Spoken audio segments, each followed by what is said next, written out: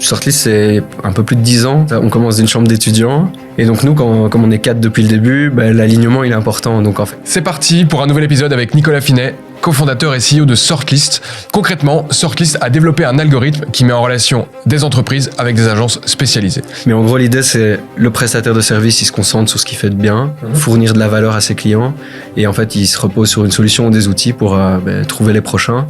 Parce qu'on sait que trouver des clients, c'est le nerf de la guerre et on n'est pas toujours bien équipé. Et ça fait 12 ans, et en 12 ans, il y en a vraiment eu des rebondissements. De levée de fonds en levée de fonds pour financer une croissance, jusqu'au jour où la croissance n'est plus là, la rentabilité non plus, et que les caisses sont bientôt vides. La question qu'il faut se poser, c'est est-ce que j'en ai besoin, est-ce que j'ai envie de faire ce track-là? Parce que d'une certaine manière, après, tu as des investisseurs, tu as du reporting, ça t'accélère, mais tu as aussi une pression à accélérer, quoi. Et donc parfois, tu accélères au moment où tu devrais pas, quoi, parce que ton produit est pas prêt, parce qu'un marché, tu le pousses alors qu'il est pas forcé, c'est pas ton meilleur marché, par exemple. Donc... Là, les cofondateurs prennent une décision difficile. Ils décident de restructurer l'entreprise pour tenter de redresser l'affaire. Fermeture des bureaux à l'étranger et passage de 140 à 70 employés. Et donc là, on arrive dans un modèle où on a une pression du temps pour arriver à maintenir la croissance, mais plus burné, quoi, parce que tu dois prendre des décisions, les décisions les plus difficiles de ta vie. Tu dois te séparer de gens que tu as vu grandir, quoi, que tu as fait évoluer, qui t'ont fait confiance. En même temps, tu es en mode survie parce que on devait en même temps sécuriser, parce que si jamais notre modèle il change pas, comme je le disais, et tu as quand même besoin d'un matelas, parce qu'il y a des gens qui ont mis des millions dans la boîte, ils veulent pas perdre leur vie aussi. Donc. Dans toute cette histoire, Nicolas a même hésité quelques fois à quitter l'aventure, pour finalement, après discussion avec ses associés, reprendre le rôle de CEO qui a été tenu jusque-là par un de ses associés pendant près de 12 ans. Le fait d'être dans une case bien définie, c'était pas un endroit qui me donnait le plus d'énergie possible. Je remarquais aussi qu'il y a l'IA qui arrivait. Je sentais qu'il y avait une tension par rapport à mon énergie qui était ok, est-ce que je suis aujourd'hui à l'endroit qui maximise mieux mon énergie? À peine nommé CEO, il a entrepris le rachat d'une boîte, mais rien ne s'est passé comme prévu. Quand t'as pas le contrôle sur le financement, tu te prononces pas sur une deadline. Ça, c'est une des plus grosses leçons que j'ai appris, quoi. Ça fait 3 mois qu'on négocie, le board est aligné, tout le monde est aligné, le financement est ok. Toutes les équipes, la due deal, elle a été faite, etc. Tout est prêt. Et il dit, on arrête tout. C'est tout pour moi. Je te laisse avec l'épisode.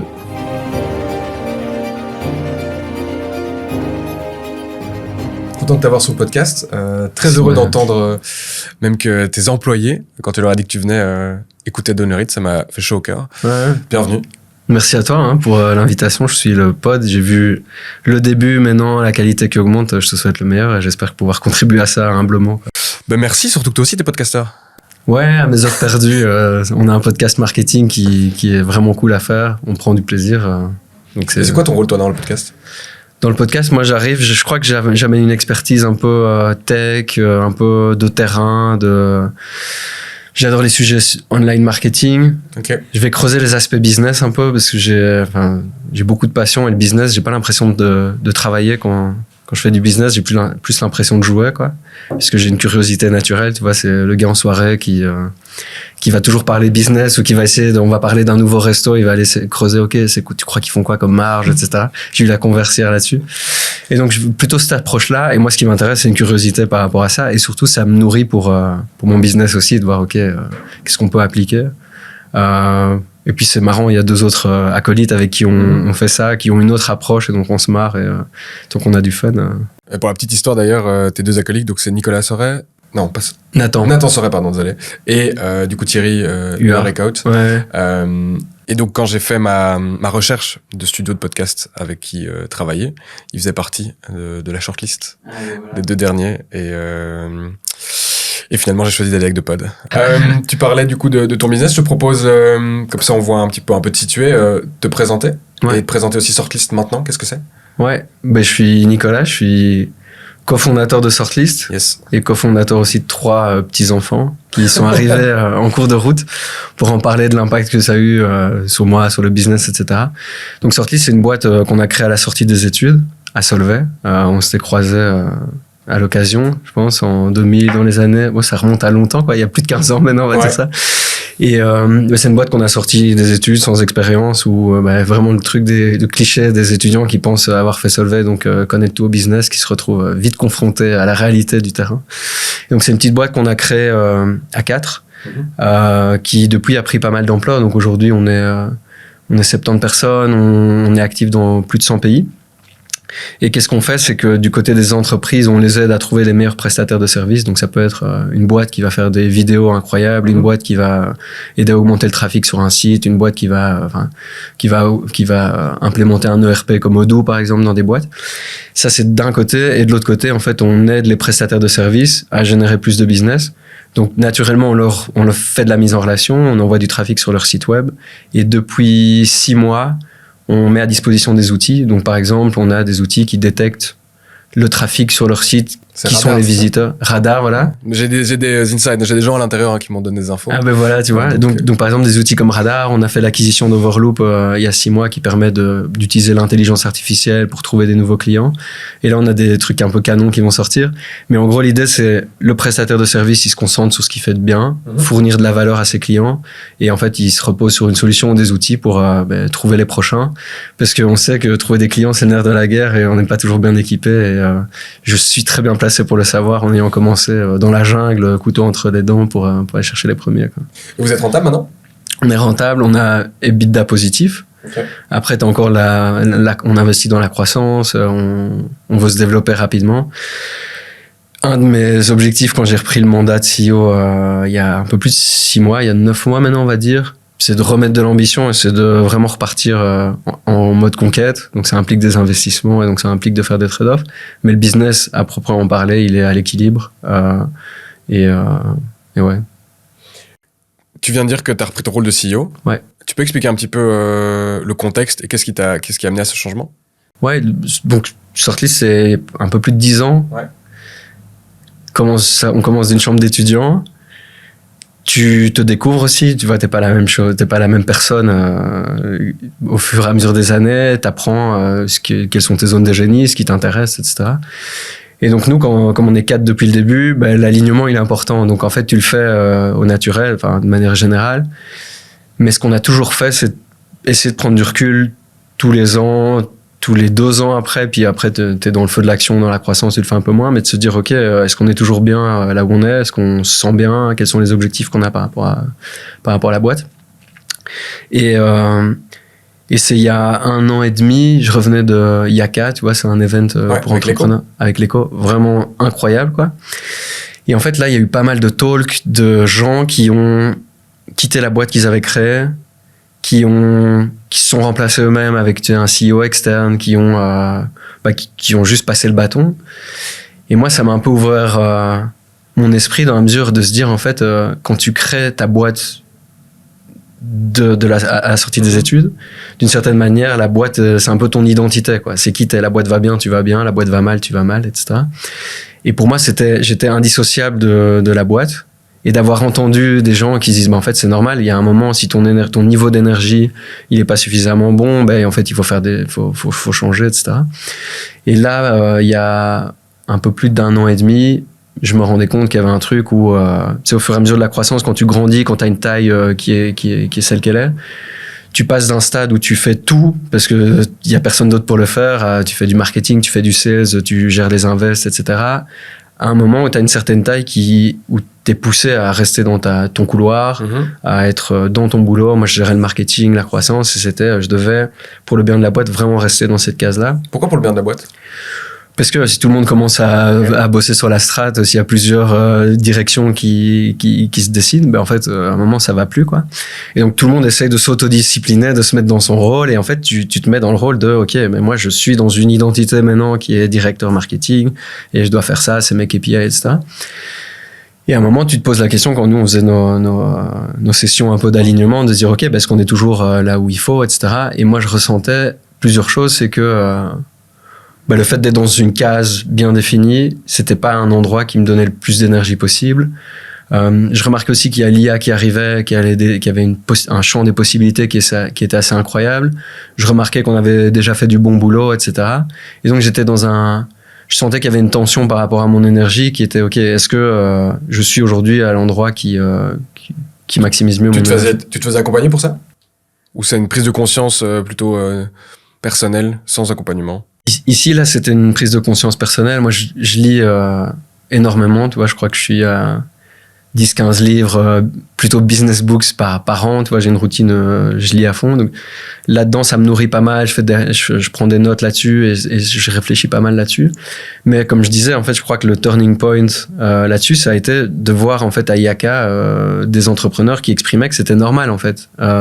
J'ai eu d'autres entrepreneurs qui m'ont inspiré par rapport au fait notamment le fondateur de Spotify qui dit je crois pas du tout au time management, je crois à l'energy management. Et en fait, il dit si t'es pas au top de ton énergie, donc que tu te sens pas au maximum de tes capacités, en fait, tu délivres pas tout ton potentiel et ça se sent autour de toi. Donc, tu le vois quand t'es dans une pièce, quand t'es au boulot et qu'il y a quelqu'un qui rentre dans la pièce avec un niveau d'énergie qui est bas, tu le sens, en fait, ça plombe tout le monde. Si tu rentres dans une pièce avec un niveau d'énergie qui est élevé, tu tires tout ça. Et en fait, apprendre à écouter ça te dit, OK, il y a une tension, un peu d'anxiété aussi. Tu peux te dire, OK, mais en fait, je me sens bizarre, je sens de l'anxiété. Donc ça t'en parle?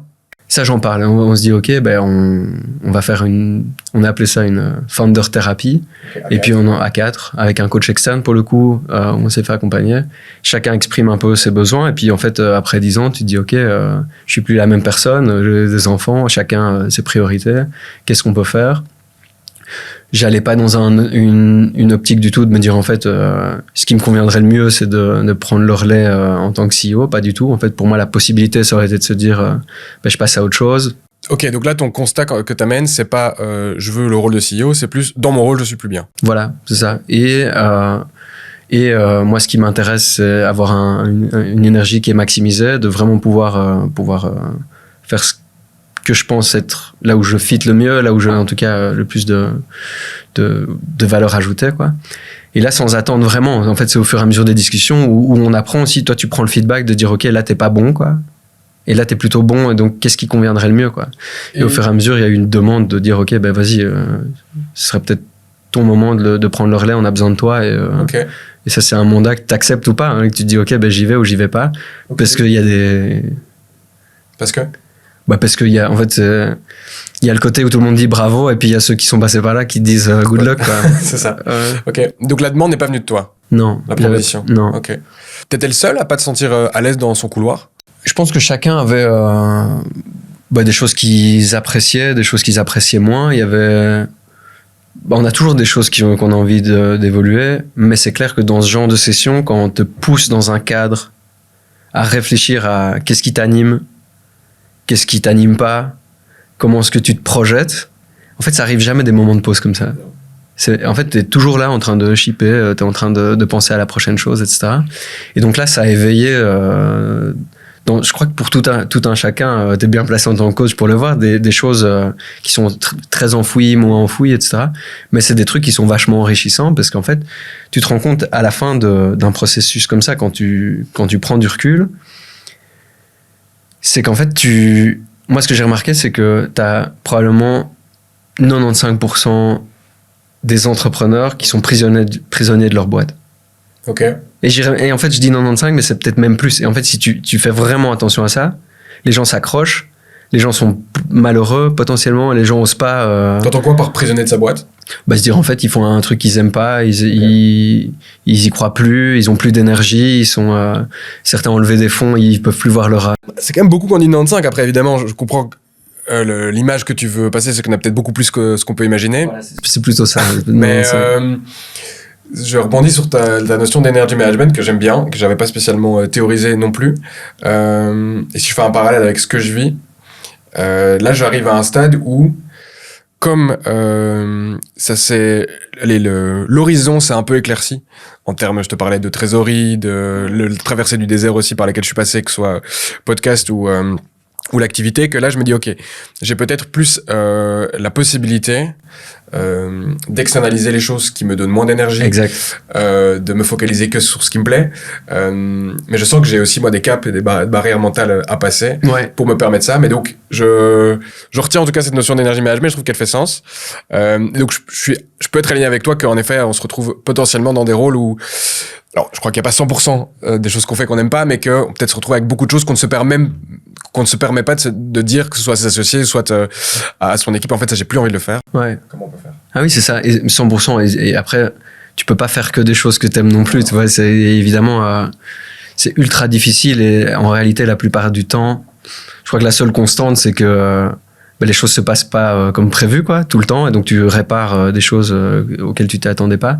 Mais de manière générale, je pense que c'est clairement pas de dire, ok, c'est tout le temps joyeux, maintenant je suis dans un truc où l'énergie, elle est tout le temps haute. Mais c'est vraiment le truc de dire, en fait, moi, ma prise de conscience, elle a été de se dire, je fais toujours le test maintenant, c'est se dire, en fait, à la fin de la journée, est-ce que j'ai envie de la rebobiner ou est-ce que j'ai envie de la déliter? Okay. Et donc, en fait, c'est OK. Et il y a des jours comme ça, tu vois. On a tous des jours où j'ai vraiment envie de la déliter. Il n'y a rien qui s'est passé comme il faut. Mais le problème, c'est qu'en fait, tu te rends compte quand tu commences à faire ça que c'est beaucoup plus de journées où tu as envie de les déliter, il n'y a pas d'éclaircie qui se passe. Comme tu disais, ça se passe mieux. Ça crée cette tension et cette anxiété, quoi. Juste avant de continuer, je te prends 30 secondes pour te parler de Yago, mon sponsor et courtier en assurance depuis 6 ans maintenant. Et Yago, c'est le courtier des PME et des indépendants. Ils analysent tes contrats, virent les couvertures inutiles, négocient de meilleurs tarifs et t'expliquent tout sans blabla. Ils ont une plateforme pour tout gérer en ligne, fini les allers-retours par mail et la paperasse, et si t'as un sinistre, leurs juristes sont là pour t'épauler. RC Pro, plan de pension, couverture d'équipe, ils gèrent tout ça proprement. Bref, tu te concentres sur ton business, Yago s'occupe de tes assurances. Donc si tu veux y voir plus clair, va sur yago.be, yago.be. Je te mets le lien en description. Et maintenant, retour à l'épisode. Pour revenir du coup à la décision, ce qui m'intéresserait ici dans la suite, c'est j'aimerais d'abord un peu comprendre comment tu fais cette transition. Ouais. Mais avant, tu m'as dit juste avant qu'on commence que il y a 1 an et demi, t'as voulu peut-être même quitter Sorted. En tout cas, tu t'y retrouvais pas. C'est lié à ce moment. L'aboutissement, c'est en gros cette founder therapy où tu fais une sorte de coming out et t'annonces, mais c'est quelque chose qui mûrissait depuis pas mal de temps. En fait, c'était plus un stade de dire, de nouveau, au moment où on a eu avant cette founder thérapie, on a eu une période où nous, on est vraiment le type de boîte, on lève en haut de la bulle avec les grosses valotech, beaucoup d'argent, etc., beaucoup de pression. Et puis à un moment, cette bulle, elle s'écrase et du jour au lendemain, tu dois devenir profitable. Alors qu'avant, c'était OK de cramer de l'argent, tant que tu faisais de la croissance, on ne te posait pas de questions. Donc nous, du jour au lendemain, on a dû se réinventer. Ça veut dire quoi? Ça veut dire qu'on avait plein de bureaux partout en Europe, on a dû les fermer pour rationaliser, on a dû se séparer de gens, donc émotionnellement, c'était très fort. On a dû en même temps changer de modèle, et en même temps, on a dû refaire un petit tour d'investissement avec nos investisseurs, parce que si jamais on n'arrivait pas à faire le switch de business model dans les temps, on était à risque de se planter totalement, quoi. À ce moment-là, ce qui se passe, c'est pour ça que je parlais des enfants aussi, c'est important, c'est que tu te rends compte que tout peut s'arrêter, quoi. Et donc toi, tu pars de 5 ans, c'était un peu plus de 5 ans, à être dans le top 10 Deloitte Fast 50 des boîtes à plus grosse croissance en Europe, à je peux me planter, quoi. Et donc, qu'est-ce que ça te fait réaliser ce moment-là où tu peux te planter? C'est qu'en fait, ça te donne conscience à quel jeu tu joues.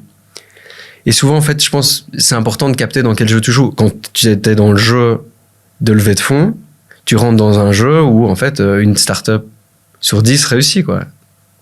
Et donc, ça, en fait, du coup, ça veut dire quoi? Ça veut dire que la probabilité que tu échoues, en fait, c'est la plus grande. Mmh. Par contre, la probabilité que tu cartonnes, elle est énorme aussi, et donc il faut se donner. Donc, il faut avoir conscience de ça. C'est-à-dire, si tu réussis, la probabilité de cartonner est énorme. Elle est exceptionnelle, mais bon, on est dans un jeu où, si tu parles un fonds d'investissement, en fait, il a besoin d'une boîte qui cartonne, le reste, il est OK avec le fait qu'elle se plante. Donc, tu prends conscience du jeu dans lequel t'es. Ce qui n'était pas le cas au début. Quand tu crées, tu te dis, OK, t'es un peu insouciant, donc tu comprends ce jeu-là. Et puis moi, de mon côté, en fait, dans ces moments difficiles, je rentre à la maison le soir, la famille, c'est un pilier qui, pour moi, est ultra important. Je vois mes enfants qui sont là, on mange ensemble. Ils ont rien demandé à cette situation. Ils ont rien demandé que ça peut se planter du jour au lendemain. Eux, ils s'en foutent, en fait, que je vis des moments difficiles, etc. Et en fait, je me rends compte à ce moment-là que mon identité, elle est pas liée à la boîte fondamentalement, quoi. Je suis aussi un papa, je suis aussi un compagnon, je suis aussi quelqu'un d'autre. Et donc en fait, quand tu es conscient du jeu, quand ton identité elle est séparée, et ça veut pas dire que t'as pas envie de gagner. Moi, je suis un compétiteur, j'ai envie de gagner. Je pense que le fait d'avoir accepté ce mandat-là, c'est parce que pour moi, on est qu'au début, on est au jour zéro et on peut vraiment aller chercher. Mais en fait, ça te permet de jouer le jeu différemment. Mais avant ce moment, quand tu dis jouer le jeu, là tu parles de la période qui précède le moment où justement vous discutez tous ensemble? Ouais, c'est juste avant. Okay. En fait, c'est juste avant, et puis après, c'est 1 an après. Oh, okay. Là, je me dis, en fait, tu joues le jeu différemment parce que tu sais que ton identité, elle est pas forcément attachée. Et donc, enfin, elle est détachée. Donc, ça veut pas dire que tu joues pas le jeu. De nouveau, tu as envie de gagner. Mais tu es OK avec le fait de se dire, une partie de moi est le fondateur de la boîte. Mais une partie de moi, la boîte, en fait, dans ma mission d'entrepreneur, elle doit me survivre. Donc, si je reformule, en gros, il y a un petit wake-up call lorsque, après une levée de fonds, et ça, j'étais chaud, qu'on refaire aussi retracer un peu tout, mais donc, pour le contexte, c'est qu'en 2021, vous levez justement 11 millions. Ouais. Là, il y a justement 140 employés, ça sort d'une hypercroissance, puis on rentre dans une phase où, justement, où le modèle doit changer. Il y a aussi les poches, justement, des fonds d'investissement qui est plus là. Et donc, il y a toute une restructuration qui se passe. Donc, tu passes justement de ce monde, en fait, pendant 10 ans, tout roule. Et évidemment, pas tout roule, mais la tendance, on va dire, est à la hausse. Où là, il y a vraiment un changement de tendance et vers le bas. Et là, tu as un petit rappel de, en fait, ma vie n'est pas que être un fondateur. C'est autre chose que sorti. Je suis aussi un mari ou un compagnon, un père de famille, un pote. 100%. Et tu te focalises là-dessus. Et donc, en tout cas, ça te permet pendant 1 an, si je comprends bien, de réaliser que ok, bah, il y a 2 choses. C'est tout aussi important ce jeu-là, mais il n'y a pas que ça dans ma vie, quoi. Ouais, 100%. Et en fait, moi, ça m'a permis de réaliser, tu vois, on parle du samouraï et tout. Le samouraï, en fait, il est ultra performant parce qu'il sait à quoi il joue. Il est prêt à mourir, en fait, si jamais ça se passe pas. Et donc, parce qu'il accepte ça, il est ultra performant. Et moi, j'ai l'impression, depuis que j'ai accepté ça, que mon niveau de performance, il est vachement plus élevé. Parce qu'en fait, tu te mets moins de pression, tu sais dans quel environnement t'es, tu sais, tu vois les choses différemment. Et c'est un peu contre-intuitif parce que tu te dirais, c'est plus mon identité. Mais en fait, la réalité, c'est que quand tu te détaches et que tu captes le jeu dans lequel t'es, tu vois les difficultés différemment parce que tu les abordes dans une dynamique de ça fait partie du jeu.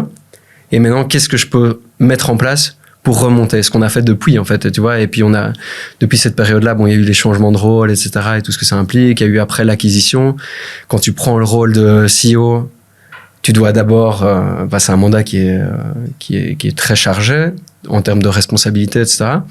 Mais tu dois convaincre après. Donc, moi, j'ai dû prendre mon bâton de pèlerin, refaire une stratégie. Il faut que le board, avoir le buy-in du board. Il faut que ton leadership, ton management te suive aussi, c'est pas un one-man show. Il faut après que tu communiques en interne. Donc, il y a tous ces aspects-là qui font que, en fait, si t'es pas au top du game, de ton énergie, en fait, good luck. Et honnêtement, c'est surtout quand tu transformes. Et là, aujourd'hui... Là, tu le partages de manière assez sereine sur de toi, comme en ayant peut-être dans une phase de... Oui, quelque chose qui a cliqué, en tout cas ces derniers mois, et que t'as l'air assez aligné avec la manière dont tu fonctionnes. Ouais. Cette transition, qu'est-ce qui a été difficile dans cette transition? Parce que là, ça a l'air du coup un peu clair comme de l'eau de roche. Ouais.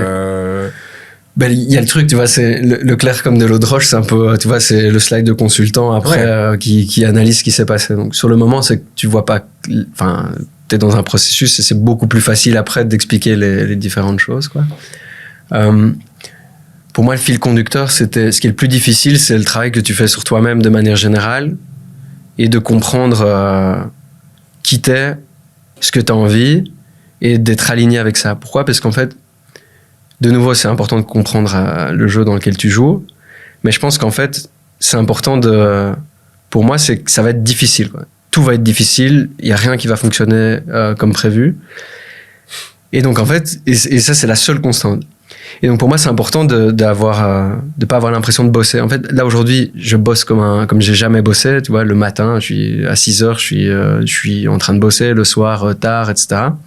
Mais j'ai pas l'impression de bosser, en fait. C'est une passion pour moi. J'ai peut-être construire des choses. Moi, j'ai remarqué là-dessus dans cette introspection, c'est que construire des choses, le mode build, on y va. Le mode, la tech, c'est un truc qui m'anime, ce genre de choses.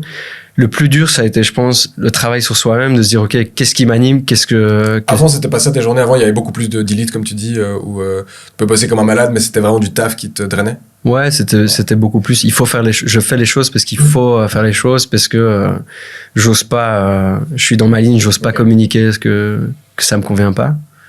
Je t'interromps ici parce que je trouve que on a posé un beau cadre, du coup, en effet, qui t'aide, ton identité, ce qui te parle, de Sortlist, tout ça en est maintenant. Donc, je sais que vous allez, et je suis en parler aussi, un shift d'une marketplace plus vers un SaaS. Mais donc, si on doit résumer vu que tu l'as expliqué au début, donc en gros, vous allez mettre en commun à la fois des prestataires de services qui peuvent s'inscrire sur Sortlist, même payer certains crédits ou lancer des campagnes pour se retrouver en haut dans le moteur de recherche. Ouais, c'est ça. C'est ça. Et de l'autre côté, tu vas avoir du coup un prestataire, genre moi par exemple, je dois faire mon site web, je vais sur Sortlist. Ouais. Et l'idée c'est que je peux même lancer, vous allez me pousser à lancer un projet, ouais.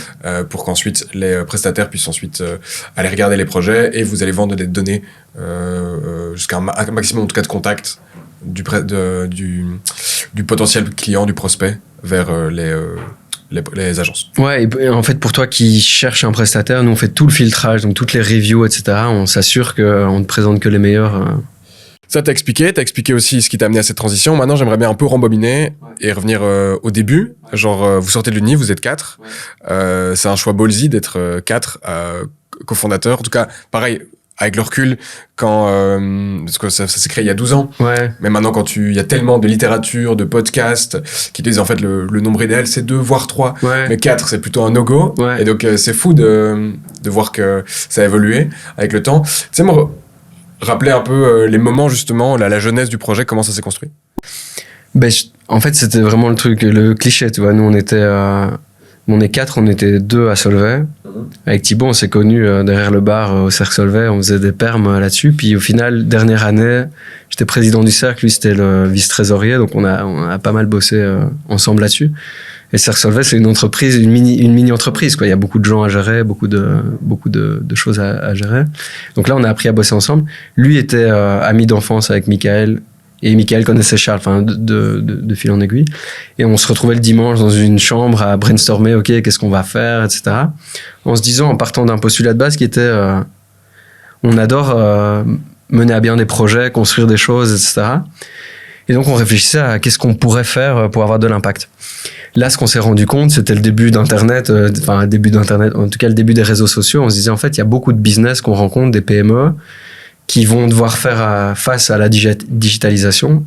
Comment est-ce qu'elles vont faire? Comment est-ce qu'on peut avoir un rôle à jouer là-dessus? Facebook commençait. Les gens arrivaient et se disaient, OK, est-ce que je dois avoir une page Facebook? Enfin, c'était à ce moment-là. Est-ce que les gens, c'était un autre monde. Il n'y a pas si longtemps que ça, au final. Et donc, au début, ce qu'on a fait, c'est que on les accompagnait en mode conseil. On leur disait, OK, voilà, vous avez un resto, vous voulez lancer votre resto, vous avez besoin de, faire une campagne de com, voilà ce qu'il faut faire. Ou vous êtes une banque, un petit courtier, vous avez besoin de mettre un CRM en place parce que comme ça, vous avez les données de vos clients, vous pouvez les relancer, etc. Donc, on faisait du conseil. Et puis, vite fait, on se rendait compte que ce qui nous animait, c'était le diagnostic de, OK, qu'est-ce qu'ils doivent faire, etc. De vraiment identifier quels étaient les leviers. Et on signait quand même beaucoup de comptes comme ça, quoi. Et au fur et à mesure... Donc, vous vendiez votre service, c'était pas du test. Voilà, on vendait nos services, et puis t'avais Michael qui codait un site, on revenait, on disait, OK, on a vendu un site, on se débrouille, quoi. Et donc, on fait des premiers clients comme ça. Et puis au final, on se disait, OK, on va trouver des gens qui vont implémenter, créer des sites web, qui vont faire des campagnes, etc. Et donc, assez rapidement, on s'est retrouvé à être les consultants qui faisaient toute la production avec des agences autour de nous. Vous aviez créé une structure pour ça? On a directement créé une structure parce qu'on nous a dit, OK, quand on a eu le premier client, il faut un numéro de TVA pour facturer. Ah, quoi. Un numéro de quoi? Et donc, on était là, OK, et puis tu dis, ouais, exactement, un numéro de quoi? Et t'es là, genre, on sort de business school, OK, bon. Ah, pourtant, ça, on sait pas, OK. Et donc, on a créé la structure, et là, on a commencé à facturer. Le truc, c'est que ça a très vite pris, en fait, parce qu'on vendait du service. Mais là-dessus, t'avais Charles qui, lui, bossait. Je t'interromps, tu disais à très vite pris. Qu'est-ce qui faisait que ça prenait vite parce que vous étiez précurseur et qu'il n'y avait pas d'autres concurrents? Parce que prestation de service, maintenant, ça peut être aussi, je te parlais du désert à traverser quand tu te lances dans du service, où là maintenant tu as besoin de personal branding, de créer ton identité, ta marque, t'afficher. Il y a beaucoup de personnes que j'ai pu accompagner ou même que tu vois qui passent par une période où en fait c'est chaud d'avoir des clients qui viennent. Qu'est-ce qui faisait que là c'était si facile? Vous demandiez rien ou quasi rien comparé? Non, mais là ça paraît facile, mais en fait ça prenait vite à notre échelle. Ça veut dire qu'en fait nous on était prêts, on pouvait rien gagner, on était retourné chez les parents. Moi, okay. Tu vois, on se payait pas. Évidemment, ça prend vite parce qu'on a des premiers clients. Moi, je me rappelle le premier deal, c'est on a un deal à 50 balles et ça y est, on a signé pour 50 et tu te sens surpuissant. Ouais, blague, tu te sens surpuissant. Et la réalité, c'est que ce premier deal à 50 balles, il a été plus célébré que quand on a atteint 5 millions il y a 5 ans, tu vois. Et vraiment, à l'échelle d'une aventure, le fait d'avoir un premier client qui te fait confiance et qui te donne de l'argent, ça change ça change tout en fait. Et donc c'est la validation en fait que ton projet a du sens. Voilà. En tout cas fonctionne. Ouais, fonctionne et que tu amènes de la valeur et tu vois. Et donc je pense que c'est tout le succès là, il est relatif. Tu vois, nous on a mangé des pâtes pendant 2 ans. Tu vois, moi je vivais on gagnait 600 balles par mois et je vivais dans une coloc et c'était dans le basement, enfin dans le garage, dans une petite chambre où je payais rien pendant quand même genre 1 an ou 2, tu vois. Et donc tout ça c'est relatif. Donc tu disais justement que donc à un moment vous vous rendez compte, ok, il y a des clients qui rentrent, vous êtes en train d'externaliser la production de ces services à d'autres prestataires. Ouais. Et là en fait Charles, lui, il n'était pas student, il avait un job, il avait été chez Deloitte, il avait sa caisse de société. Il dit ok, à un moment on lui dit il faut que tu quittes ton job, ou alors on continue sans toi quoi. Lui il se dit merde en fait j'ai une opportunité de dingue ici, il y a un truc qui se passe et tout. A posteriori, c'était quand même, enfin, c'est une dinguerie qu'il ait quitté son taf. Tu vois, où il était bien avec sa caisse de société pour nous rejoindre. Et donc, il le fait. Il quitte son taf. Il nous rejoint. Puis, il se retrouve, enfin, tu vois, on commence, on a un petit bureau. Il y a Édouard Cambier ici à Bruxelles qui nous met un bureau à disposition. Donc, ça aussi, c'est un signe de confiance, tu vois. On se dit, on a un bureau maintenant, tu vois, on a un business, quoi. Et là, en fait, nous, on vend des choses, on implémente. Et lui, il se dit, les gars, moi, j'ai quitté mon taf pour dev un truc, quoi. Genre, je suis développeur, on n'a pas de produit ici. Et là, on se rend compte qu'en fait, ce qui nous anime, c'est d'amener de la valeur au client. Tu vois, je te dis, on génère, il y a une preuve, on a des choses. Mais il y a cet aspect aussi qu'on quête de dire, OK, mais on peut avoir beaucoup plus d'impact. Et c'est pour ça que Charles a démissionné. C'est pour qu'on standardise, qu'on crée une plateforme qui pourrait nous aider à scaler ce qu'on faisait. Et donc là, en fait, on se dit, en fait, on va commencer à créer une plateforme.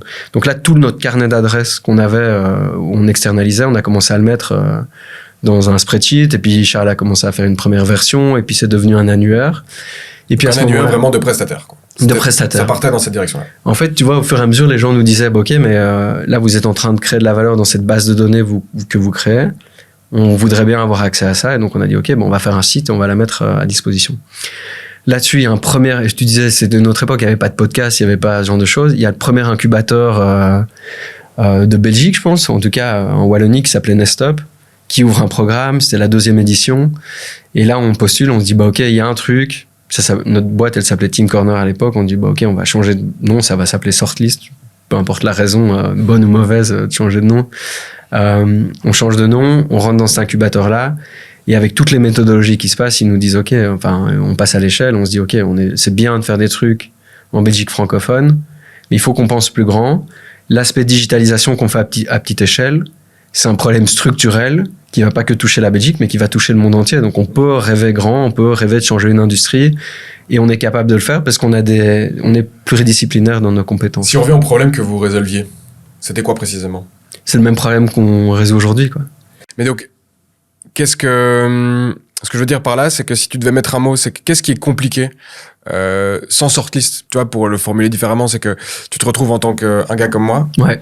Tu veux trouver quelqu'un pour faire ton site web, mais tu sais pas quelle est la bonne personne. Et donc, plutôt que de taper, en gros, un processus que vous allez, j'imagine, qualifier un peu de douloureux, d'aller sur Google, d'aller sur un site, un petit formulaire d'un côté, un formulaire de l'autre, envoyer des devis différents. C'est ça que c'était assez clair dès le début que c'était ça que vous vouliez faire, simplifier ce process-là, ou c'était un autre problème que vous pensiez résoudre à l'époque? En fait, le problème ce qui nous anime et ce qui nous drive, c'est que aujourd'hui, tout entrepreneur, toute entreprise, elle fait face à il y a un paradoxe. C'est plus facile que jamais de créer sa boîte. T'as un laptop, tu crées ton premier truc. Mais c'est aussi plus compliqué que jamais parce que ta compétition, elle est plus locale, elle est internationale directement. Il y a des startups qui se créent et personne n'est en sécurité aujourd'hui. Donc, t'es une grosse boîte, t'es pas en sécurité. Il y a des boîtes qui vont arriver. T'es une petite boîte, une petite PME. Du jour au lendemain, tout peut s'arrêter parce que il y a une nouvelle technologie, parce qu'il y a ce genre de choses. Et donc, ce qu'on se rend compte, c'est qu'en fait, les boîtes, elles sont dans un besoin naturel de faire de la croissance et de trouver des leviers de croissance. Pour ça, elles ont 2 choses à leur disposition. C'est 1, recruter des talents. On sait que c'est compliqué, ça coûte cher, etc. 2, bien s'entourer, quoi. Bien s'entourer, on se rend pas compte, mais en fait, tu le vois toi, tu vois les gens que t'accompagnent. C'est la clé. Et c'est compliqué de trouver la bonne personne pour t'entourer dans les services, dans tout ce qui touche à ta vie. Ça, c'est le problème fondamental. C'est le problème qui nous anime depuis le début. Alors au début, on le faisait en mode conseil, on a fait une petite plateforme. Aujourd'hui, on met des outils avec l'intelligence artificielle. Demain, on sait pas, on le fera peut-être dans l'espace. Mais il y a un truc ce truc-là, ça va toujours être là. Et en réalité, ça fait que s'accélérer, parce que quand tu penses à ChatGPT, ça a peut-être 3 ans. Quand tu penses à toute la révolution qui se passe maintenant, ça crée une tension sur le business où en fait, c'est une question de survie, de pouvoir s'entourer, de bien s'adapter, de se réinventer, etc. Et nous, notre objectif et notre mission, elle est de pouvoir, d'un côté, les entreprises les accompagner à trouver la perle rare, en tout cas le bon match, qui soit en Belgique, qui soit à San Francisco, qui soit partout. Et pour les prestataires aussi, en fait, de comment est-ce que je grandis dans ce monde-là, comment je trouve des clients à échelle, etc. Et donc c'est dans ce cadre-là que vous passez le cap mental et aussi dans le développement de vous dire, en fait, on va pas attaquer le marché belge, mais le marché européen, voire mondial. Là, on a commencé mondial et pour moi, notre plus grosse force, c'est qu'on l'a créé en Belgique, assez paradoxalement, quoi. Parce que on se dit, on pense grand, on est en 3 langues, on est en anglais, on est en français, on est en flamand, et on pense international dès le début, quoi. Et ça, ce truc-là, c'est se dire, en fait, là, on nous a poussé à penser grand. Donc, la plateforme, on l'a développée pour trouver un prestataire en Asie, en Europe, en Afrique, directement, parce que au début, ce qu'on a fait, c'est qu'on a tapé à la main tous les annuaires qui existaient, on les a référencés nous-mêmes, on passait des nuits à taper, c'était avant les crawlers et ce genre de choses, quoi. Et au fur et à mesure, on a commencé à avoir de la demande. Tu voyais les analytics, on a des gens au Mexique, au Vietnam, et nous, on était encore en Belgique. Et le truc là, qui nous a poussé à l'international, c'est non seulement on a été multilingue dès le début, notre langue était l'anglais par nature, ce qui n'est pas le cas quand tu lances une boîte en France. Et en fait, après, quand on a ouvert Paris, c'était peut-être 2 ans après, l'étape la plus difficile, c'était d'acheter un ticket de Thalys, quoi. Et en fait, c'était ça le truc, c'est se dire, t'es à Bruxelles, en 1h30, t'es à Paris. Mais en fait, une fois que t'y es, démerde-toi. Et en fait, on était là, on allait avec Thibaut, on allait à Paris, on dormait dans les Airbnb, je pensais au début d'Airbnb, les trucs les plus shitty. J'ai des anecdotes. Je dormais dans le centre de Paris. Je pensais qu'Airbnb, c'était que des appartes individuels. Et je me suis retrouvé, en fait, j'avais un coloc. C'était dans les quartiers où, en fait, il y a un quartier au Sentier à Paris. Pour gagner de l'espace, ils ont coupé les appartes en 2. Et on me suis retrouvé dans des apparts, tu sais, le plafond qui était à 20 cm. Bah ouais, c'est pour ça que ça coûtait 30 balles la nuit, quoi. Là-dessus. Et on se voyait on partait, on dormait là, on se disait ciao le matin, on allait voir chacun 15 clients, on revenait. Et c'est comme ça qu'on ouvrait les marchés à la base. On prenait le Thalys, on y allait. Et puis après, c'était la même chose pour aller en Espagne, c'était la même chose quand on a grandi. Et ça te pousse à sortir directement. Et je pense que ça, c'est dans notre ADN maintenant. C'est pas pour rien qu'on a 100 pays. Et c'était quoi le business model à l'époque? Il y en a eu plein de différents. D'abord, c'était le service. Puis quand on a eu cet annuaire, on a voulu sponsoriser un peu ce qu'on fait maintenant d'une certaine manière, où les agences pouvaient sponsoriser les annuaires. Le problème, c'est qu'il n'y avait pas de trafic sur ces annuaires au début. On a dû tout apprendre le SEO from scratch, etc. Puis après, on est passé sur un modèle où on payait par lead.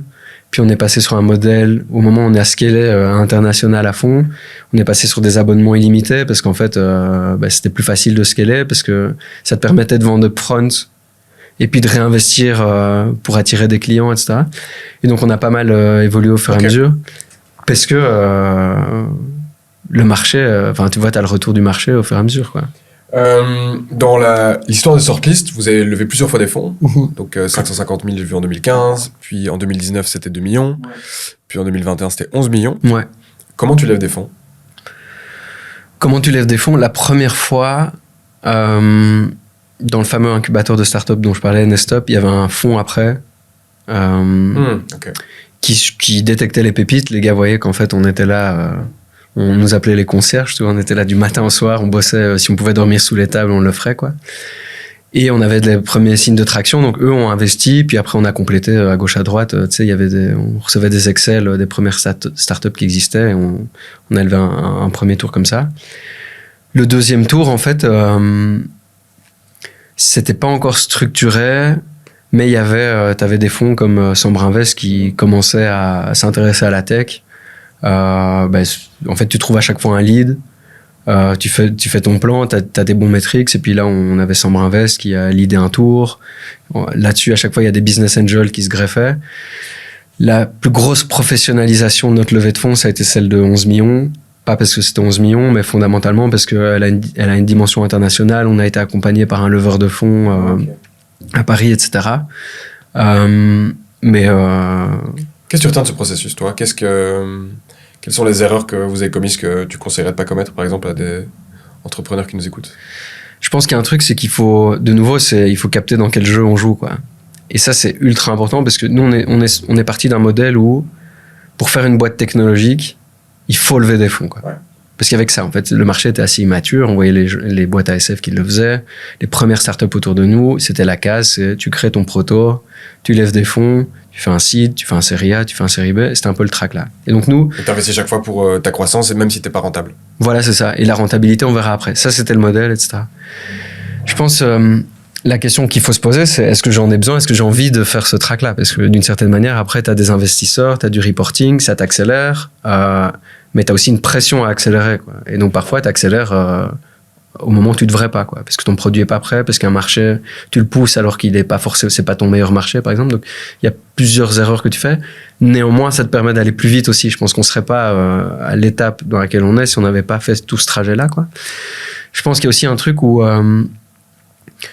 moi, ce que je retiens de ces processus-là, c'est que c'est ultra, ultra intense.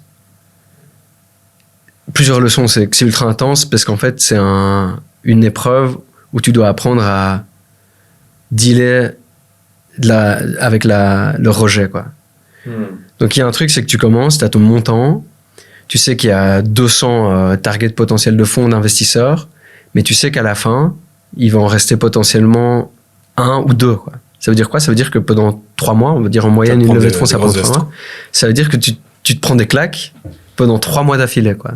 Et donc ça veut dire que, en fait, et c'est très bien, il y a des levées de fonds qui échouent, mais tu as 200 contacts, et à la fin, il suffit d'un oui, et idéalement, tu en as plusieurs parce que tu as envie de trouver un invest qui te correspond. Ça veut dire que tu te prends quasiment 200 noms, quoi. Donc là, il faut être très fort. Mais il y a le fait de se prendre des noms, mais il y a le fait aussi de se faire mal parce qu'un investisseur, il va creuser là où ça fait mal, quoi. Et donc, tu as intérêt à être prêt psychologiquement, de mettre un peu ton ego de côté, parce qu'en fait, là où ça fait mal, tu vas passer ton temps à le justifier, à trouver des solutions, etc., quoi. Et c'était aussi douloureux et, entre guillemets, compliqué pour les 3 levées? C'est-à-dire le nombre de noms que tu te prends, toutes ces vestes-là? Ou la difficulté décroît au fil des levées? C'est différent. Je crois que ça dépend de ton trajet en tant qu'entreprise aussi, de tes chiffres, évidemment. Ça dépend des conditions de marché. On parlait de la bulle 2021, c'était différent que lever des fonds maintenant, parce ça dépend dans quel, enfin, il y a un facteur chance dont on parle, c'est ta boîte, elle doit être dans une bonne industrie aussi. Une industrie qui a été définie par les fonds où ils vont déployer du capital un maximum. Donc, les 3 ont été intenses. Je crois que le mythe de la levée de fonds qui est ultra easy, où j'ai envoyé un deck et... en fait, j'avais 20 personnes qui sont venues toquer. Et voilà, et j'ai eu le choix, etc. En fait, la réalité, c'est que... c'est un peu sur Instagram, t'as l'impression que tout le monde a un six-pack, tout le monde part tout le temps en vacances et que tout le monde est millionnaire. Mais dans la levée de fonds, c'est un peu ça. Le mythe, c'est un mythe, la levée de fonds sur un Notion où tu lèves du cash. C'est pas un mythe, ça arrive. C'est plus le high que le low. Okay. La réalité, c'est que tout le monde mange du sable et que c'est compliqué, quoi. Du coup, en 2021, vous avez levé 11 millions, vous étiez 140 dans cette idée d'hypercroissance, et puis du coup, maintenant on est monté jusque-là, mais en 2021, on a commencé à déployer, on était un peu moins. Ok. Ouais. Donc vous avez monté jusqu'à 140, ouais. Et puis maintenant vous êtes à 70, ouais. Plus ou moins. Ouais. Qu'est-ce qui s'est passé là en 5 ans? Ce qui s'est passé, c'est que on lève instantanément. Grosse croissance, on déploie, quoi. On est international, on avance. Donc on déploie, c'est-à-dire que tu recrutes concrètement. On recrute, on ouvre des bureaux, on recrute des sales, du produit, etc., quoi. Et en fait, tu scales un modèle qui t'a permis d'arriver à l'étape dans laquelle t'es, qui est prometteur, suffisamment prometteur pour que des investisseurs se disent, bah ok, en fait, je mets 11 millions, on sait dans quelle ligne on va investir, et puis ça va partir. La réalité, c'est que tu déploies. Il y a toujours une inertie entre le moment où tu déploies et le revenu qui arrive. Donc nous, on a pris super rapidement. Et après, à un moment donné, en fait, on voit que le modèle était peut-être pas idéal. On continue à grandir, mais on voit aussi qu'il y a certains marchés où en fait notre proposition de valeur, il y a du churn. Les gens partent. En fait, on a signé beaucoup, mais il y a des gens pour qui la proposition de valeur convient pas. Et donc là, tu vois qu'en fait, ça tasse ta croissance. Donc ton burn, il augmente. Ton burn rate, explique ce que c'est. Ton burn rate, c'est combien de cash net sort de ton compte en banque après tous les mois. Donc c'est combien tu gagnes et puis combien tu dépenses, quoi. Et le delta, c'est le burn. Donc là, on voit que le burn continue à augmenter. on continue à grandir, mais à ce moment-là, il y a un changement qui se fait sur le marché. Je parlais de l'importance de savoir à quel jeu tu joues. Il faut comprendre le marché dans lequel tu évolues aussi. Le marché change, et le marché du jour au lendemain se dit, on s'en fout de la croissance. C'est pas qu'on s'en fout de la croissance. On veut toujours de la croissance, mais on veut de la croissance rentable, quoi. Ce qui était un gros shift. Ce qui est un shift pour toutes les boîtes. Et je pense que ça a créé, et tu vois par exemple dans la French Tech, il y a eu une explosion du nombre de licornes. Maintenant, le débat est de savoir sur toutes ces licornes combien elles sont encore, quoi. Parce que il y a eu un changement, il y a un problème de financement. Tu dis le marché, pour comprendre, donc t'as une levée de 11 millions, ouais. C'est pour les dépenser et pour croître. Ouais. Cette idée de, c'est pas grave si on n'est pas rentable, on va... Ça, c'était la thèse, ouais. C'était la thèse, c'est ça, mais je remets dans le contexte, c'est pas grave si c'est pas rentable, mais pour des entrepreneurs qui nous écoutent ou des futurs entrepreneurs qui sont peut-être même pas dans ce milieu de la tech et qui ont pas du tout vécu ça, ça peut être un modèle un peu même bizarre à comprendre. Surtout ceux qui même se sont lancés il y a 3-4 ans, vu qu'on est revenu à un côté, soit rentable d'abord. Ouais. Donc c'est cette idée-là, tu dépenses cet argent. Et là, quand tu dis le marché s'est retourné, c'était quoi concrètement l'impact? C'est que vous, à un moment, il fallait relever. C'est ça, il fallait relever pour continuer cette croissance. Et que là, les investisseurs vous ont dit, en fait, maintenant, il faut que vous soyez rentable dans une course vers la rentabilité plutôt qu'une course vers la croissance. Et c'est là-dessus qu'on va potentiellement vous accompagner. 100%. En fait, le truc, c'est que quand tu es dans ce genre de jeu, c'est tu fais ton site, tu fais ton série A, tu fais ton série B. Quand tu lèves le jour où l'argent est sur ton compte en banque, ta prochaine étape, c'est réaliser ton plan, évidemment. Mais c'est souvent lié à la prochaine levée. Okay. Quand tu arrives et que tu brûles, en fait, nous, on regarde à chaque fois le renouer. Combien de mois il reste par rapport à ton burn actuel de survie jusqu'à la prochaine levée. En fait, c'est ça que tu regardes. Donc, dans tes KPI, c'est pas ton EBITDA. À l'époque, c'était pas l'EBITDA, combien tu génères de cash et de profit. C'est combien de mois il te reste.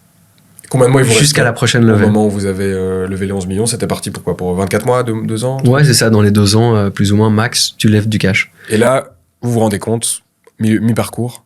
En fait, souvent, ce qui se passe dans des boîtes comme la nôtre, en tout cas dans le modèle dans lequel on était, qui brûle un maximum, c'est que tu tires la sonnette d'alarme. À partir du moment où, en gros, il te reste moins de 12 mois de cash. Okay. Là, tu commences à te dire, OK, est-ce qu'on va au marché, est-ce qu'on va pas au marché? Tu commences à surveiller ça.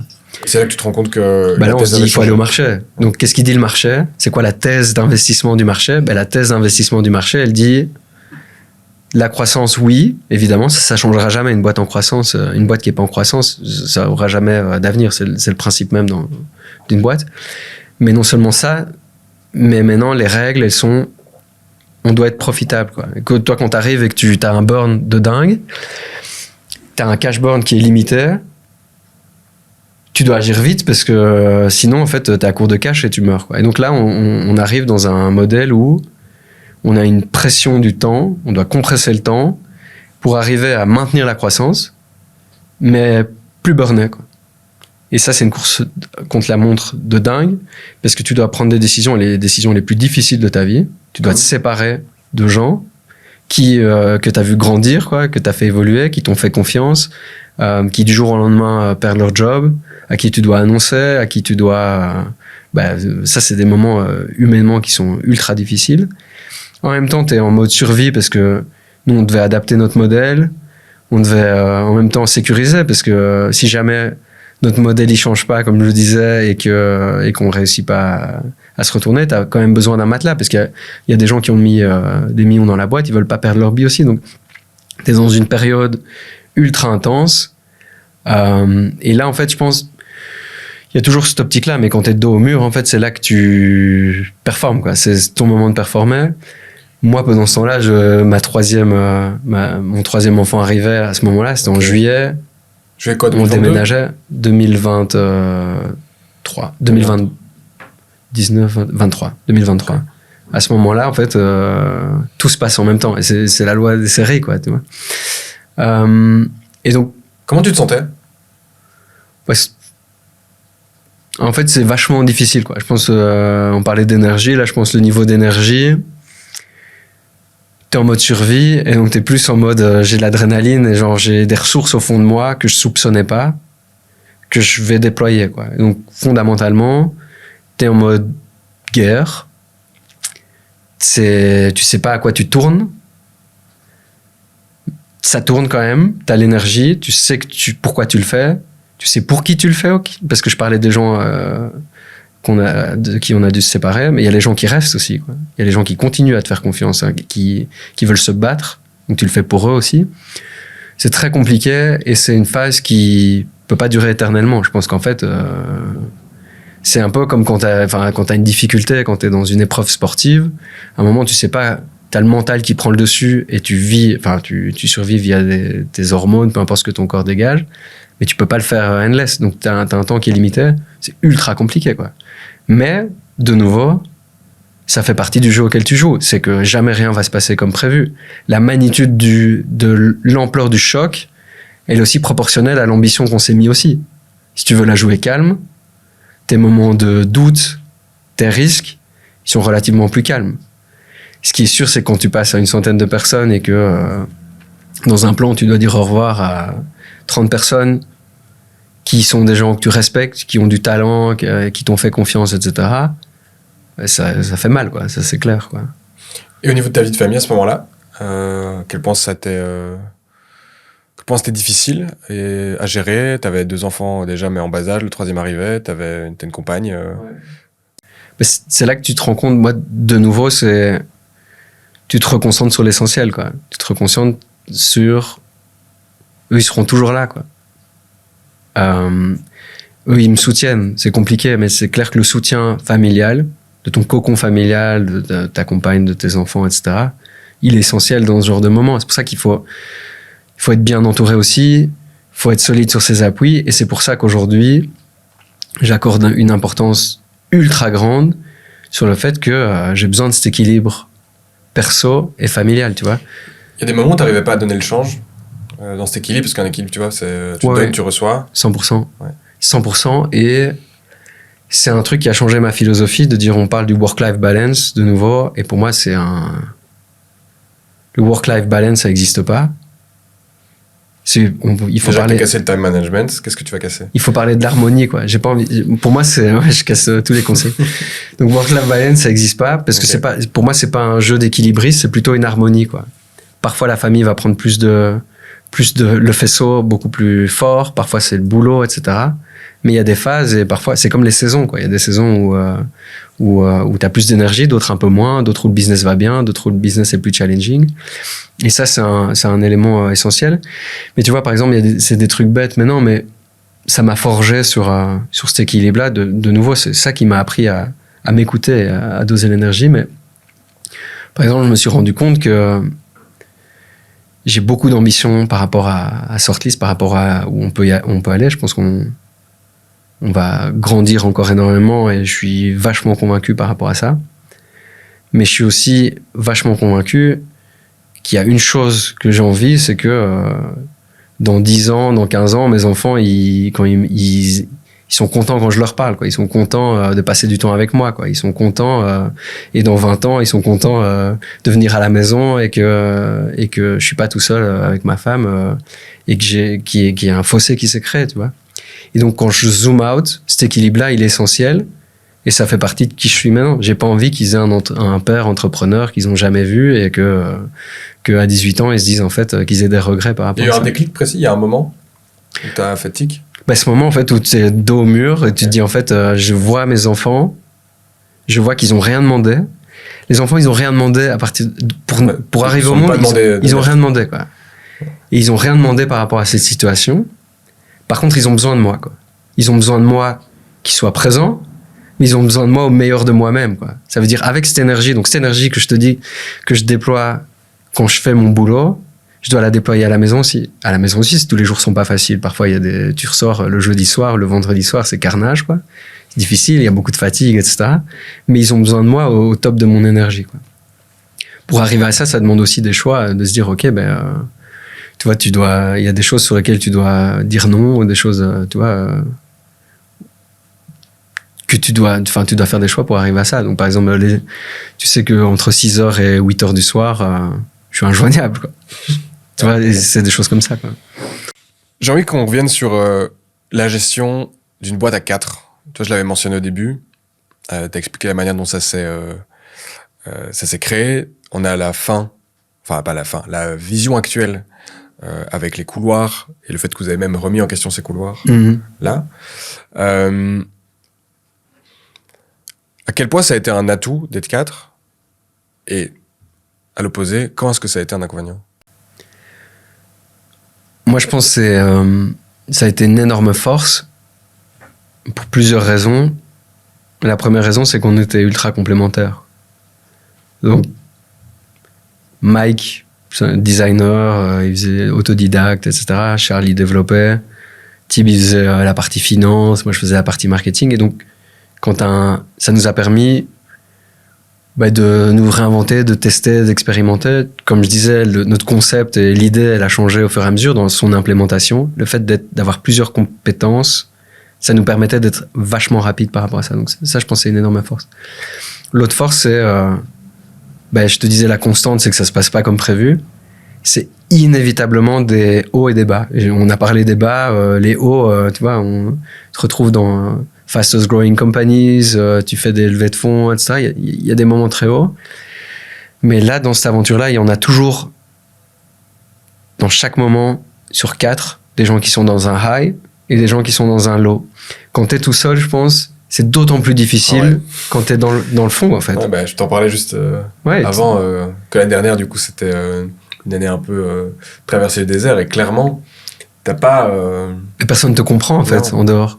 Et tes proches ou ta copine, déjà, c'est pas le rôle. Et puis même moi, je me souvenais que j'avais pas envie de ramener toujours ça sur le tapis, parce que justement, tu vas détériorer ta qualité de couple. Et il y a des fois où j'arrivais pas à le faire, et donc je l'amenais, mais je me sentais pas spécialement mieux en l'amenant. Elle savait pas spécialement m'aider. Et ça, c'est vrai que c'est chaud. C'est ça que, moi, je ramène un peu, parce que ça me marque ce que tu me dis, mais il y a un paradoxe, je pense, dans ce que je vis comme trajet d'entrepreneur, c'est que je suis solopreneur, quoi. Et pourtant, je me sens animé quand même d'une force collective. Et là, j'ai co-organisé 2 fois un festival. On était 18. Donc on était 3 à coordonner, et donc réussir à faire un festival, lever un festival de terre à 18, et après me dire que je recommence dans mon business solo. Il y a un peu un paradoxe, et je pense qu'il y a un moment où je trouverai une convergence de mon activité. Mais donc je comprends ce que tu veux dire par c'est un amplificateur de ça. Mais par contre, t'es high, tu te sens... En fait, il y avait une citation de Bruce Springsteen, tu vois, le truc qui disait, en fait, moi je passe d'être le roi du monde, sur la même journée, je peux passer d'être le roi du monde à la plus grosse merde du monde, quoi. Et en fait, c'est ça qui se passe tout le temps. Quand t'es plusieurs, ça va, parce qu'il y a toujours quelqu'un qui va être en high, etc., et qui va mener la barque. Quand t'es solo, moi, je veux pas la ramener à la maison non plus sur ces sujets-là, parce que t'as pas envie de partager une énergie négative de nouveau. Et c'est là que je vois la valeur dans tous les aspects de coaching dont tu parles, tu vois, de ce que tu fais. Et c'est essentiel de pouvoir se projeter. Je pense, par contre, je sais pas ton comportement avec les IA, ChatGPT, si ça t'a aidé ou pas. Mais je trouve que parfois, pour avoir différentes perspectives, de voir les choses différemment, ça peut... ouais, mais ça remplace pas ce que je cherche dans une équipe. Ah oui, 100%, ça c'est clair. Clairement, ça t'offre une perspective. T'as un compagnon de pensée qui peut t'aider dans ta réflexion. Donc là, c'est un accélérateur. Mais il ne remplace pas ce up que ça c'est clair. Toi t'es en down. Ouais, ça c'est j'aimerais pas qu'il le remplace. J'aimerais pas même que je lui attribue ce rôle. Je pense que c'est une pente glissante dans laquelle j'ai pas envie. Ouais, c'est clair, une fois que tu es parti. Non. Et il y a des moments où ça vous a desservi d'être 4? Je pense là où c'est compliqué, c'est qu'il faut toujours ça demande un alignement constant, quoi. Et en fait, tu vois, une boîte ambitieuse, elle va réussir parce que tous les vecteurs sont alignés. C'est la loi des vecteurs, c'est que, en fait, si t'as 2 vecteurs, un vecteur, ça a une direction et une intensité. Si t'as 2 grosses intensités de vecteurs, mais qui n'ont pas la même direction, la somme, elle va pas être égale aux 2 vecteurs. À l'inverse, si c'est des petits vecteurs qui sont alignés, et ça pourrait être mieux même. Et donc là, ce qui est compliqué là-dessus, c'est que tu dois constamment t'assurer qu'il y a un alignement de ces vecteurs-là, quoi. Ça veut dire que, de nouveau, il faut se questionner, il faut être sûr, il faut pas envoyer des messages différents aux membres de l'équipe aussi, parce que l'air de rien, il y a le poids du rôle de fondateur aussi. Peu importe ton rôle, que tu sois CEO de la boîte, que tu sois, peu importe, il y a un poids par rapport à ça, il y a un poids historique, qu'on le veuille ou non. De la même manière que je sais que quand j'ai pris mon rôle de CEO, pour moi, dans ma tête, j'étais la même personne, j'avais les mêmes ambitions, si ce n'est qu'elles étaient plus grandes. Ça a changé quelque chose, quoi. Le poids du rôle, c'est sûr. Dans le regard des gens commencent à rire à tes blagues, les gens commencent à agir différemment. Et pour les blagues, c'était autre chose. Hein. Mais t'as vu quoi comme changement de comportement? Non, mais tu sais qu'en fait, que tu le veuilles ou non, t'es observé, ton comportement, et tu peux plus te permettre de dire les mêmes choses que ce que t'aurais pu dire avant. Tout est interprété d'une certaine manière. Et donc, ça change la posture, que tu le veuilles ou non. Donc toi, tu peux être la même personne, qu'on le veuille ou non, il y a un poids sur le titre qui fait que ça demande un comportement qui est différent et qui s'apprend aussi. Tu vois, tu peux vite... de nouveau, le poids des mots, il est différent. Si tu es dans une product review, le head of product va te présenter les prochaines pistes de développement. Quand tu as un CEO qui donne son avis, c'est différent. Donc, par exemple, tu mets des mécanismes en place. J'essaye à chaque fois de parler en dernier pour être sûr que ça biaise pas les autres, quoi. J'essaye à chaque fois de donner la parole aux plus juniors en amont et des choses comme ça, parce qu'en fait, sinon, tu perds la richesse de tout ça, quoi. Si on revient à la mécanique d'alignement entre associés, il y a des éléments pratiques que tu peux partager? Moi, je pense que c'est important de se faire entourer, quoi, d'avoir des professionnels qui vont aider là-dedans. Pourquoi? Parce que c'est multifacette, un alignement d'associés, quoi. Il y a une facette qui est patrimoniale, quoi. Qui veut quoi? Combien? Est-ce qu'on vend pas? Est-ce que c'est le bon moment, etc. Il y a un alignement qui est plus vision stratégique. Où est-ce qu'on va? Dans quelle direction? Sur quel marché on se positionne? Comment est-ce qu'on fait? Il y a une dynamique qui est culturelle, quoi. Qu'est-ce qu'on veut comme type de boîte? Est-ce qu'elle nous ressemble? Est-ce qu'on est les mêmes personnes qu'il y a 10 ans, qu'il y a 5 ans? Qu'est-ce qu'on accepte comme comportement? Qu'est-ce qu'on n'accepte pas comme comportement? Et donc, la complexité, c'est que c'est multifacette. Et chacun a un prisme différent sur ces facettes-là. Il y en a qui vont peut-être avoir un prisme sur le côté patrimonial qui est le plus important. D'autres qui vont attacher plus d'importance à la culture, d'autres à d'autres choses. Et donc, dans l'exercice de l'alignement, avoir une personne externe qui s'en charge, ça permet de sortir les choses, d'être sûr qu'on aborde les sujets qui sont pas forcément abordés, d'explorer un peu les non-dits ou ce genre de choses. Moi, ce que je conseille, c'est de le faire dès le départ, quoi. Que ce soit carré un maximum sur quelles sont les ambitions qu'on a, qu'est-ce qu'on veut, pour être sûr qu'il n'y ait pas des non-dits, pour être sûr que la prochaine fois qu'on discute un an après, est-ce qu'il y a des choses qui ont changé? Si des choses ont changé, pourquoi? Qu'est-ce qui s'est passé? Et en fait, c'est la même chose qu'une trajectoire d'avion qui dévie. Tu as envie de le savoir le plus rapidement possible parce qu'il y a un effet cumulé, quoi. Il y a un moment, tu te prends le sol. Alors que si tu te rends compte que tu dévies, tu peux revenir facilement sur ta trajectoire. Et donc ça fait partie des difficultés d'entreprendre à plusieurs, c'est qu'il faut un cadre de gouvernance de l'organe fondateur sur être sûr qu'on adresse tout ça et que ce soit clair. Parce que s'il y a des non-dits, s'il y a des désalignements, parce que justement il y a cette dimension patrimoniale, parce que justement il y a des personnes on board, parce qu'il y a des gens qui n'ont rien demandé de ces querelles potentielles, l'effet il est détonateur si c'est pas adressé. Et ça peut être ultra dommageable. Et je pense qu'il y a beaucoup de boîtes qui sont au sol ou qui ont été mises au sol par rapport à des conflits d'associés ou des conflits... Une fois, j'avais entendu une stat, mais bon, je l'avais lu sur un site. Peut-être que les auditeurs auditrices le connaissent, ou toi tu le connais aussi. En tout cas, il est assez prolixe sur LinkedIn, c'est Franck Debu. Tu vois, qui est justement l'avocat des associés. Et sur son site, c'est que 7 des associations sur 10 se finissent à cause d'une désentente entre associés. Ah oui, c'est pas étonnant parce que tu vois, on parlait des hauts, des bas, des alignements, des choses, de la prise de responsabilité. L'air de rien, en fait, tu passes combien de temps au boulot et quand t'es pas assis devant ton ordi, t'y penses tout le temps. T'es sous la douche, t'es sous le trajet, peu importe, t'y penses tout le temps. Le fait que ça s'arrête ou pas, que ça aille pas dans la bonne direction, ça t'impacte, que tu le veuilles ou non, ça impacte ton niveau d'énergie et donc... Je pense que moi, je prendrais énormément de temps et d'énergie le jour où je m'associe à cadrer. C'est une question que je pose souvent aux invités. Je crois que ça m'a marqué d'en entendre qu'ils sont plantés, de le voir, de savoir en fait que c'est un tellement grand facteur, ce désalignement d'échecs. Et donc pose souvent la question à des invités, alors est-ce que vous avez fait un pacte d'associés, oui ou non? Est-ce que c'est 50-50 ou... Et il y en a beaucoup. Et en fait, t'as tout. T'as les 50-50, ça marche. Et ça a toujours roulé, et tant mieux. Ouais. T'as les 50-50 sans pacte d'associés, c'était le bordel, et après 6 mois, ça a capoté. Ouais.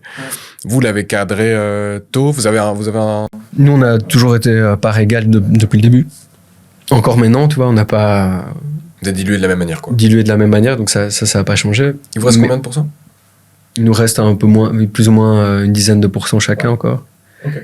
Et ce qui est assez logique par rapport, tu vois, tu comptes par tour, en gros, par tour de levée de fonds, tu te dilues de plus ou moins de 20% généralement, peu importe le montant. Okay. Donc t'en as 3, donc t'as moins 60. Voilà, tu calcules. À la grosse louche, c'est encore, sauf cas exceptionnel où t'as des levées incroyables.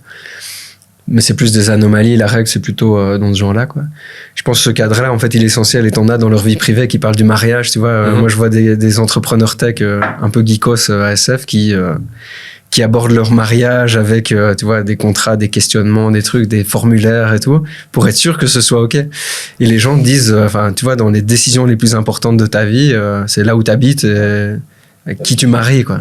Et vraiment, et tu vois, Charlie Munger, qui est l'associé de Warren Buffett, pour moi, ils sont incroyables. Si je peux conseiller les livres, pour moi, dans mes livres préférés, c'est des livres de Charlie Munger. Il y a un livre que je pourrais t'envoyer le lien après, où tu n'as que des quotes de Charlie Munger et Warren Buffett, et il s'est raconté d'une manière exceptionnelle. Et lui, il dit ça, c'est en fait le choix numéro 1, c'est qui tu maries, quoi, parce que ça définit toute la trajectoire. On sait que ça va être, de nouveau, ça va pas se passer comme prévu, et donc tu as besoin de soutien d'une certaine manière, tu as besoin de confiance, tu as besoin d'énergie, et je pense que c'est la même chose dans l'association, en fait.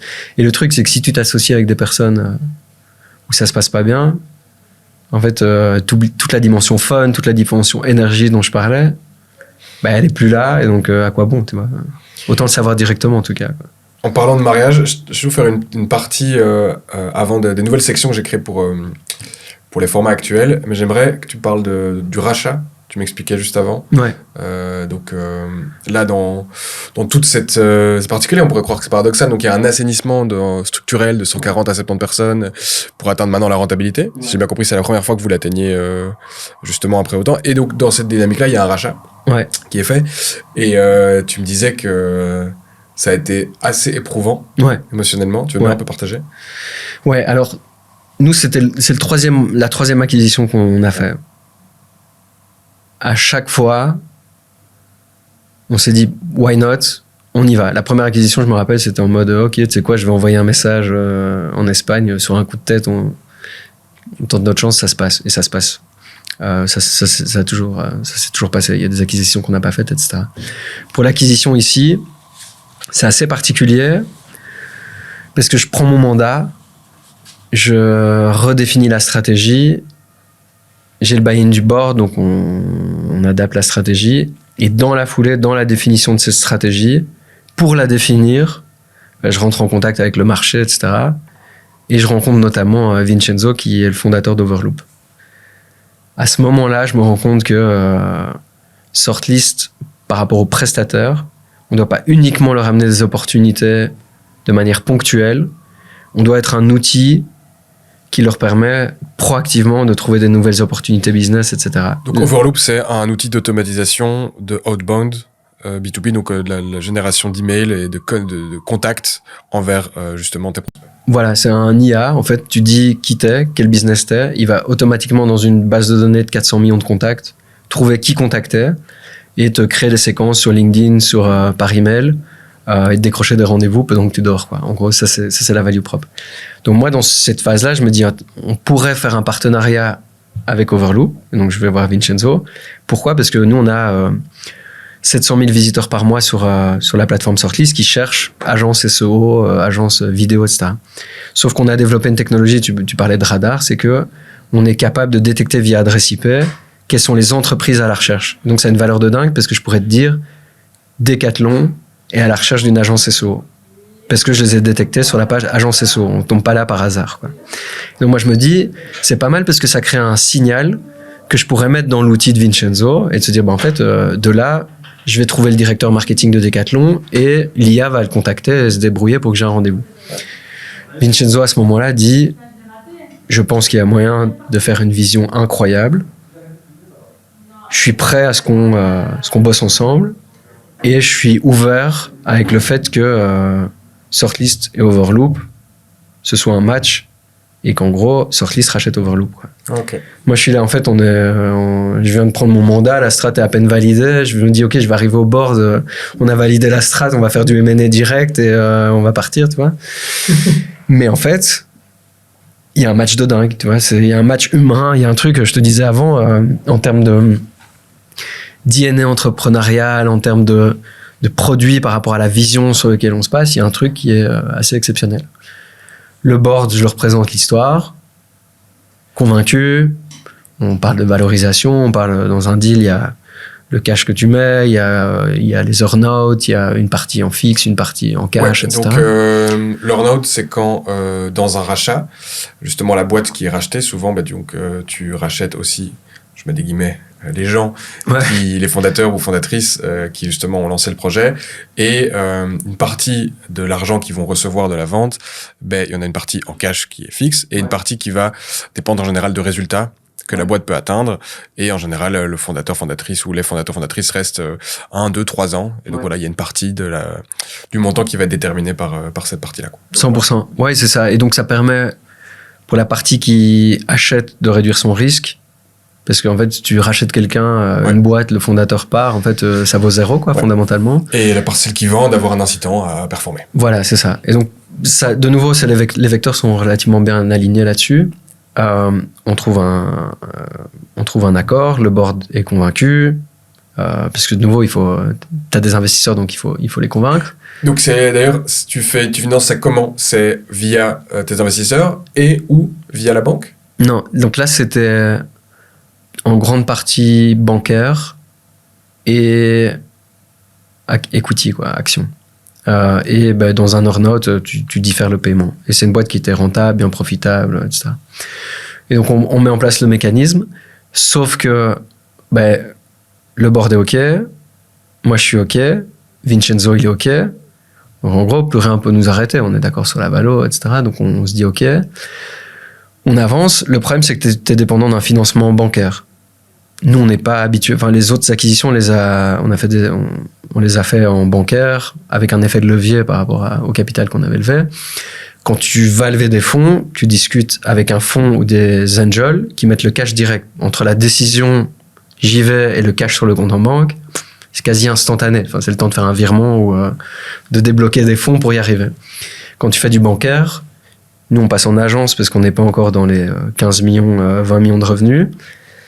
Tu fais un premier rendez-vous avec le directeur d'une agence qui, lui, doit créer un dossier envoyé au siège. Le siège doit donner son go, doit donner ses conditions, etc. Donc, il y a une espèce de parcours où il y a beaucoup d'intervenants qui se passent. Donc, au moment où toi, tu dis, du côté de Vincenzo, tu dis, je suis d'accord qu'on aille ensemble dans ces conditions, mais il faut aller très vite. Pourquoi il fallait aller vite? Parce qu'il avait envie de construire le futur, quoi, tu vois, et il voulait pas en parler à ses équipes non plus directement. Ça aurait pu déstabiliser, etc. Donc moi, je dis, OK, très bien. En fait, on a un accord du board, ça peut aller très vite. La banque, elle m'a dit oui, assez rapidement, ça va aller, quoi. Le problème, en fait, ce qui se passe, c'est que, la banque locale dépend du siège. Le siège, il y a un team building, en fait, ça décale. Puis après, il y a un employé qui gère le crédit, l'analyste, il est en 4/5e, donc en fait, ça va pas. Et puis, il y a les vacances scolaires, ça décale le truc. Et donc, on est dans un mécanisme où le vendeur, Vincenzo, il se dit, en fait, ils sont pas sérieux, les mecs. Nico, tu m'as dit qu'on allait ensemble. Et là, ça fait 2-3 semaines que tu me balades, quoi. Ça va pas, quoi, en fait. Et toi, tu le baladais vraiment? Non, je baladais rien du tout. Et c'est ça le pire, c'est qu'en fait, je suis pas dans une position de négociation. Il y a une partie où, évidemment, quand tu négocies, tu dis, OK, ces termes-là, ils me conviennent pas. Lui, il accepte en disant, OK, si on close à cette date-là. Moi, en toute confiance et en toute honnêteté, je dis, OK, on closera sur cette date-là, vu que le banquier, il m'a dit oui, quoi. La réalité, c'est que quand t'as pas le contrôle sur le financement, tu te prononces pas sur une deadline. Ça, c'est une des plus grosses leçons que j'ai appris, quoi. D'autant plus qu'une fois qu'il y avait ça, lui, il me dit, mais mec, en fait, il y a une couille, là. Qu'est-ce qui se passe, là? Donc, il y a ça, il perd confiance, totale. Ses associés, donc, lui disent, OK, c'est quoi ces gars? C'est bon, on continue, on va remettre de l'ambition, etc. Lui, il se dit, non, j'ai vraiment envie de le faire. Il y a une vraie confiance, tu vois. On a envie de bosser ensemble, on est complémentaires, on a un bon alignement, etc.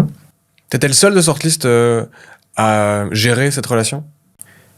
J'ai ultra bossé avec notre CFO, Loïc, qui lui était executive associate, et au moment où j'ai pris les rênes de CEO, il est monté en CFO. Dans le leadership, il est devenu CFO. Et dans le feu directement baptême du feu, il fait l'acquisition, quoi. Donc lui gérait le légal, etc. Super bonne expérience, vraiment. Je pense, il n'y a pas mieux pour commencer, pour faire un deal comme ça.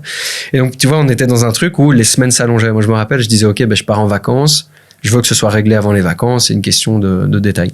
Sauf qu'en fait, on se rend compte que Belfus donne le go, mais il fallait une validation de Wallonie Entreprendre pour une garantie. Enfin, je te passe les détails. Mais donc, en fait, en réalité, c'est un processus classique. Mais tant que tu l'as pas fait, tu connais pas les étapes. Et toi, dans ta naïveté, parce que c'est la première fois que tu le fais, tu te prononces de manière très certaine sur une date. Et en fait, comme tu délivres pas la date parce que t'es pas en contrôle, ça crée un problème de confiance. Et là, à un moment, le deal était à tel point, c'est que pour moi, on pouvait closer le vendredi. Donc le mercredi, on a les go, c'est bon, les papiers, tout, ça peut arriver.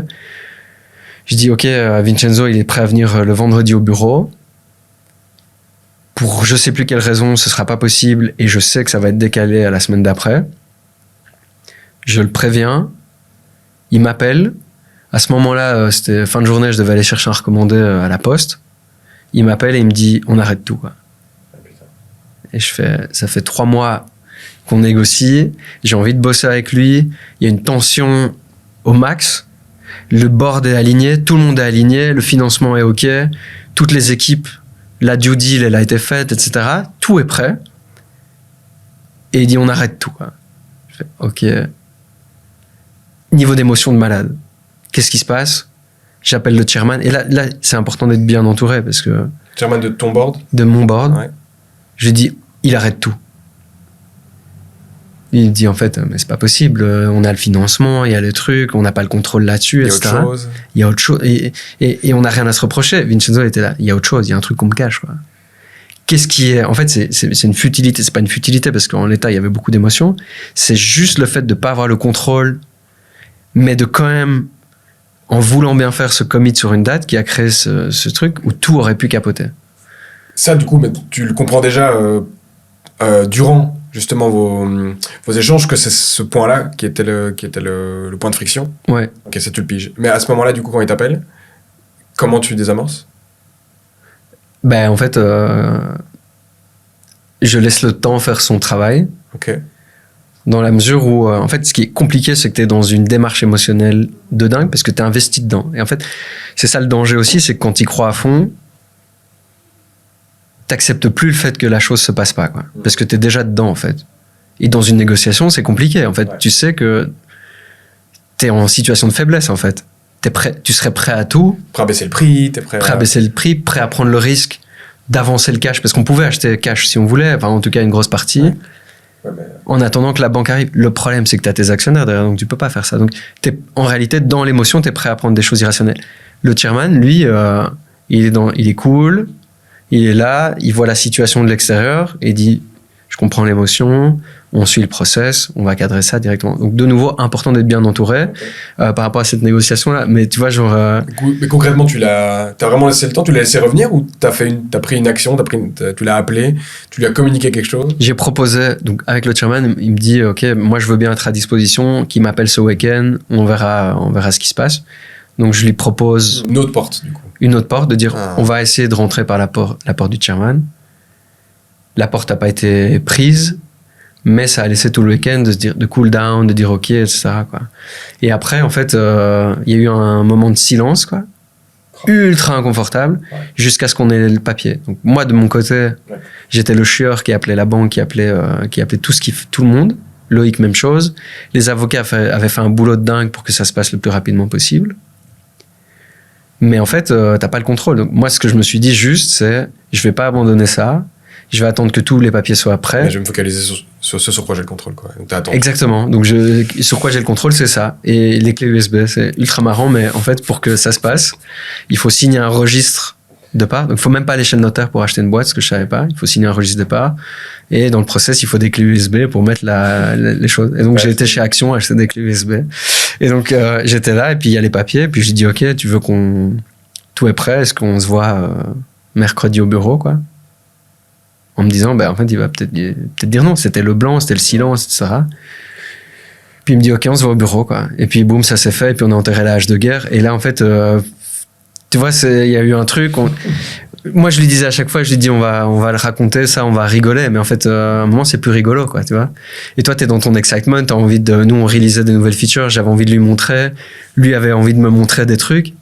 Mais t'as plus envie de communiquer parce que t'es en égo, quoi, d'une certaine manière. Mais émotionnellement, c'est une expérience de malade, quoi. Une tension, mais de dingue, quoi. C'est bien, je t'ai pendu à tes lèvres. J'espère que c'était pas avec les auditeurs et auditrices. Ici, j'ai une petite nouvelle section, enfin 3 nouvelles sections en fin d'épisode. J'ai vu que tu dois partir dans 15 minutes pour aller déposer tes 3 enfants chez le coiffeur. Voilà. Donc on va être carré. Ce que je te propose, c'est des questions où tu réponds peut-être un peu plus rapidement. Ouais. Même s'il y en a qui vont peut-être demander un peu plus peut-être d'étoffer, mais c'est pas grave, on essaie d'être rapide. J'ai des questions de proches. Ouais.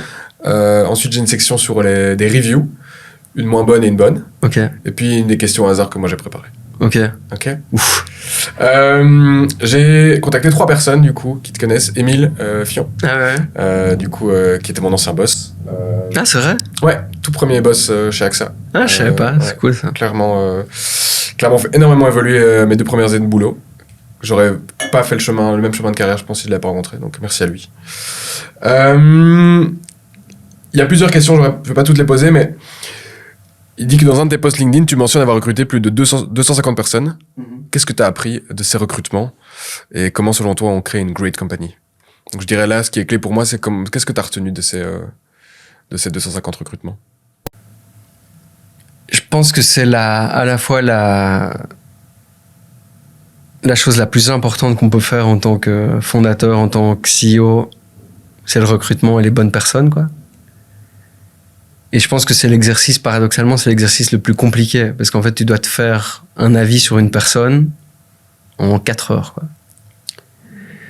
Ce que j'ai appris fondamentalement, c'est que je juge beaucoup plus l'attitude, l'état d'esprit et fondamentalement qui est derrière, le visage, le CV, etc., que ce qui est mis, les lignes, les choses qui sont présentées, quoi. Parce qu'en fait, on est dans un environnement qui est tellement mouvant, dans un type de boîte aussi, où on peut changer de modèle, comme je le disais, où on peut changer de produit, on doit s'adapter, on doit se réinventer. C'est que c'est beaucoup plus... Je privilégie beaucoup plus la personne et qui elle est en tant qu'humain, et c'est important pour la culture aussi, que ce qu'elle a fait par le passé. Ce qu'elle a fait par le passé, moi je pense que ça peut se refléter dans des événements perso, partir à l'aventure, mettre en place des projets qui sont pas forcément liés à la compétence en elle-même.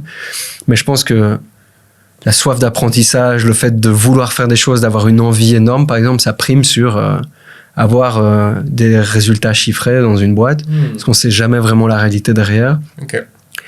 Il y a un autre truc que j'ai appris qui est essentiel, qui je pense 95% des gens, de nouveau, c'est un chiffre que j'aime bien, tu vas me dire, font pas, c'est les ref calls, quoi. De nouveau, et quand je parlais de la négociation, etc., il y a un truc qui est, parce qu'on a fait 3 interviews, parce qu'on a fait un case, parce qu'on est au bout du chemin, on a l'impression que ça nous coûte plus cher de dire d'arrêter tout que l'inverse, et les gens, ils skippent les ref calls, quoi. Donc ref call, donc c'est un appel de référencement, tu vas appeler, du coup... les anciens boss, par exemple, si demain je veux te recruter, je vais appeler Émile.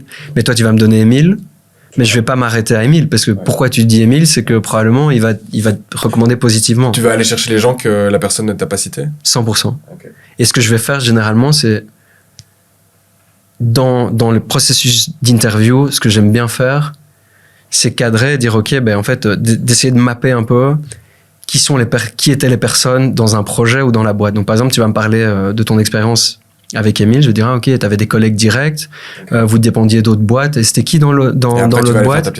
Et puis après, je dis, Émile, il dirait quoi sur toi? Et puis ça me permet de cross-checker. Mais ça, c'est l'erreur numéro 1, c'est de pas faire les ref calls. Et j'ai fait, malheureusement, des erreurs de recrutement aussi, parce que j'ai pas fait ces ref calls-là. Si tu les avais faites, tu n'aurais pas eu ce problème. 100%. Okay. Ouais. sous-estimé. Romain Rampart, ancien head of product chez Sortlist. Ouais. Il faudrait être court parce que je pense que tu pourrais me parler une demi-heure de ça. Ouais. Mais comment tu vas réinventer le business de Sortlist avec l'avènement de l'IA? Bonne question. Moi, je pense que je vais le réinventer. Dans ma responsabilité de CEO, c'est bien positionner le business dans une bonne industrie, quoi. Et je pense que là-dessus, le réinventer en ayant une bonne équipe de leadership qui va pouvoir faire en sorte de recruter les meilleurs pour y arriver. Moi, ce que je pense par rapport à l'IA, c'est pas, j'ai pas envie de mieux faire les choses grâce à l'IA, donc j'ai pas envie de juste utiliser l'IA pour augmenter la productivité. J'ai envie que Sortlist soit une partie intégrante de comment utiliser l'IA pour transformer les entreprises. Donc, je te disais, en fait, aujourd'hui, le nerf de la guerre, c'est avoir un pipeline commercial qui est fourni, où on n'est pas réactif. C'est la fête ou la famine. C'est la fête parce que tu as des clients et puis le lendemain, tu passes en mode famine parce qu'il n'y a plus rien dans ton pipe. Et donc, moi, je pense qu'avec l'IA, on est capable de créer des solutions incroyables qui changent le quotidien de toutes ces boîtes. Donc, je le vois à la fois dans la productivité, mais pour moi, le levier, c'est dans la valeur qu'on crée pour nos clients. Et là, ça m'ouvre une ambition. Mais en fait, de nouveau, je te dis, on est au premier jour et on a une dalle comme Jaja, quoi. Ok, parfait. Toujours sur la vague de l'IA, là c'est une question de Simon Richel qui est du coup data engineer chez toi, qui j'ai fait mon Erasmus il y a 10 ans. Ouais. Et actuellement, en tout cas historiquement, Sortlist est basé sur le trafic. Ouais. Le trafic du coup de Google pour aller justement sur Sortlist, c'est ça que vous vendez historiquement justement aux prestataires, aux agences. Ouais. Il y a de moins en moins de trafic qui se fait via Google, mais tu as du référencement du coup sur ChatGPT, sur les autres LLM, le GEO. Ouais. Comment Sortlist va tenter de se positionner dans ce référencement-là? Ouais. C'est ça ma question. Donc effectivement, ça c'est un des gros challenges qui a fait que dans la nouvelle strate, on se développe vers une approche qui est moins corrélée au trafic et qui est plus orientée sur le software. Sur les conseils plus sur le JEO, ou certains l'appellent AEO, en fait, la réalité, c'est que 80% des recettes du SEO, c'est les mêmes que pour le JEO, en fait. C'est avoir une bonne autorité, c'est que les gens parlent de toi, c'est avoir du bon contenu, et c'est pouvoir distiller ton contenu avec une technique qui est adaptée par rapport au crawler. De manière générale, je vais essayer de vulgariser ça, c'est que tu as ta page. Il doit y avoir des petits marqueurs, des petits schémas, etc., qui rendent ça ultra facile pour les algorithmes des LLM ou les algorithmes de Google de manger un maximum de pages. Pourquoi? Parce que comment ça fonctionne, un algo type Google, c'est en gros, ils mangent un max de pages avec un temps limité, parce qu'ils peuvent pas manger toutes les pages qui existent, sinon ils auraient trop de data centers, et après tu as un algo qui distille. Et donc au plus, en SEO, au plus tu structures, au plus c'est facile pour les algos de te recracher dans les moteurs de résultats. Tu leur prémâches le boulot. Okay. Tu dois faire la même chose pour les LLM et trouver la manière dont ils vont... tu fais la même chose. Okay. Donc là, en fait, nous, un de nos assets, c'est d'être capable de bien ranker sur le SEO, mais on est capable de bien le ranker sur le GEO. Par contre, l'autre approche de ça, de comment est-ce qu'on réagit par rapport à ce trafic-là, c'est de réinventer le business et de plus avoir de dépendance à Google, qui a été notre talon d'Achille et à la fois notre meilleur allié pendant ces dernières années. D'où le shift en SaaS, où l'idée c'est que tu as un abonnement que tu payes au mois. 100%. Et du coup, en plus, tu as du revenu récurrent. Donc ça ouvre aussi d'autres portes, quoi. 100%. Et c'est ça qui, pour moi, va unlocker la croissance à fond. Je crois qu'on est short en temps. On va aller vite. Mes questions au hasard sera pour une autre fois, mais pour la partie review, la plus dure d'abord. Donc c'est une bad review, voir comment tu réagis. Ouais. Et puis il y aura une douce pour apaiser le tout. Donc je l'ai traduite. Elle est récente, elle date de janvier 2026. Gaspillage d'argent, je ne recommande pas. De faux prospects prétendant venir des États-Unis ou du Canada, mais toutes les demandes provenaient en réalité de leur bureau en Belgique. Je ne comprends pas pourquoi ils essayent même d'arnaquer les développeurs. Ils n'ont même pas pris la peine d'utiliser un VPN pour leurs demandes frauduleuses. Ce n'est pas ainsi qu'on gère une entreprise. Sortlist honteux. Ouais, mais ça, je crois que déjà, ça fait partie du business. Dans les reviews négatives, tu sais jamais si c'est un concurrent, qui l'a déposé. Ça, c'est vachement ingrat, peu importe le business. C'est que les gens laissent beaucoup plus des reviews négatives que des positives. Pour sortir des reviews positives, il faut vraiment supplier, quoi. Donc, c'est compliqué. Mais moi, je pense que c'est une opportunité de capter ça. Je pense que c'est aussi une des volontés de changer de modèle et de créer de la valeur différemment. C'est que ce qui est compliqué pour nous, c'est qu'on a tout tenter, des équipes qui appellent les porteurs de projets, etc. On se donne à fond. Mais la difficulté inhérente au métier de mise en relation, surtout à notre échelle, c'est qu'à partir du moment où tu présentes un client, un prestataire de service, si le client il a plus envie de parler au prestataire de service, tu n'as plus aucun contrôle, quoi. Et donc toi, tu passes pour qui? Pour quelqu'un qui crée des fausses demandes, etc. Et donc, ce qui est compliqué, c'est que c'est un business qui, là-dessus, gère de la frustration. On peut le dire, les mots sont durs, quoi. Et qui, je pense, dans la dureté, te fait... Enfin, tu vois, tu peux imaginer le fait qu'on est des scammers, qu'on fait mal les choses, alors que nous, fondamentalement, on fait du mieux possible. Mais moi, je pense, en fait, je me nourris de ça, des bad reviews. Et c'est ce qui me pousse à améliorer ça, quoi. Mais tu remets le doigt sur le côté contrôle. Et en effet, c'est à partir d'un moment dans le process, t'as plus le contrôle. Une good review, je pense qu'il est surtout important, c'est de se dire, en fait, c'est fou quand tu reçois une review de quelqu'un que tu connais ni d'Adam. Ouais. Et ça te fait un boost. Et donc, très efficace. J'ai essayé plusieurs plateformes B2B, mais c'est la première fois que l'une d'entre elles donne réellement des résultats concrets. Alors que ma sélection initiale avait donné des résultats mitigés, l'équipe de Sortlist m'a personnellement contacté pour me proposer de meilleures alternatives. Toutes les agences qu'ils m'ont recommandées étaient de premier ordre. Elles se sont toutes présentées, ont fait des présentations professionnelles et ont fourni des devis clairs. Le niveau de personnalisation et de suivi est inégalé. J'ai réussi à engager une agence grâce à eux. Je suis très satisfait du processus. Je recommande vivement cette plateforme, si vous souhaitez éviter les intermédiaires et trouver directement des prestataires de qualité. Dingue. Mais ça, c'est, tu vois, c'est pour ça que tu te lèves le matin, quoi. Ça, généralement, le danger, enfin, le downside un peu de ça, c'est que les clients, ils te le disent en direct, mais pour qu'ils l'écrivent sur une plateforme, c'est plus compliqué, quoi. Mais c'est pour ça qu'on bosse, c'est clair. Et ça, il y a rien de mieux. En tout cas, moi, vu que j'incarne mon business, je dis pas que t'incarnes pas ton business, mais moi, je suis un solo business. J'avoue que moi, au fil de mes accompagnements, je vais demander à mes clients, s'ils sont OK, du coup, de partager leur nom, d'aller mettre une review sur Google. 100%. Donc ça, vous faites aussi ça en démarche, s'il y a des bons feelings? On essaye à fond. Je pense que, tu vois, en fonction des industries, c'est un critère numéro 1. Moi, je suis en solopreneur, donc je crois que l'approche est différente quand même. Ouais, mais en fait, tu vois, sur Google, maintenant, si tu regardes les résultats de Google, bah, les résultats locaux, c'est en fonction des reviews que tu arrives devant. Tu vois, ma femme, médecin, c'est ultra important quand elle a commencé d'avoir des reviews. Mais les gens, ils reviewent pas leurs médecins, tu vois. Et donc, c'était compliqué. Par contre, quand elle a commencé à en avoir quelques-unes, c'est comme ça que ça a monté. Donc, en fonction des business, c'est ultra important, quoi. Allez, pour pas laisser la section au hasard, un numéro entre 1 et 12 7. Si tu devais bosser pour quelqu'un d'autre demain, t'accepterais de bosser pour qui? Ça dépend si on dit pour qui ou avec qui. Il y a un entrepreneur que j'adore, c'est Jesse Itzler. Je vois pas. C'est un serial entrepreneur qui a une vie de famille. Je crois qu'il a 4 enfants, etc. C'est un gars qui a commencé dans le hip-hop, qui a fait des jingles, qui s'est retrouvé à vendre des jingles à des équipes de NBA. Puis il a revendu ce business-là. Parce qu'il crée des jingles, il a rencontré des gros rappeurs genre 50 Cent. Il s'est rendu compte que pour leur tourner, ils devaient voyager en jet. Donc il a créé une société de part-time charter de jet. Il a revendu à Warren Buffett.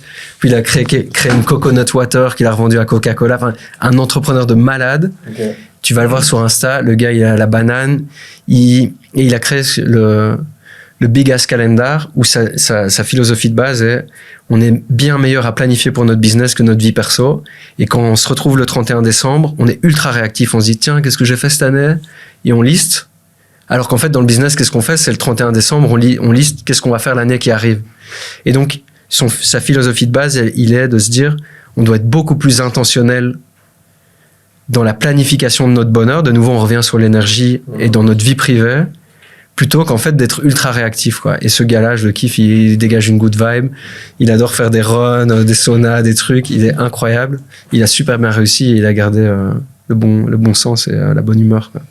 Mission accomplie, il est 15h59. Qu'est-ce que tu retiens de l'interview?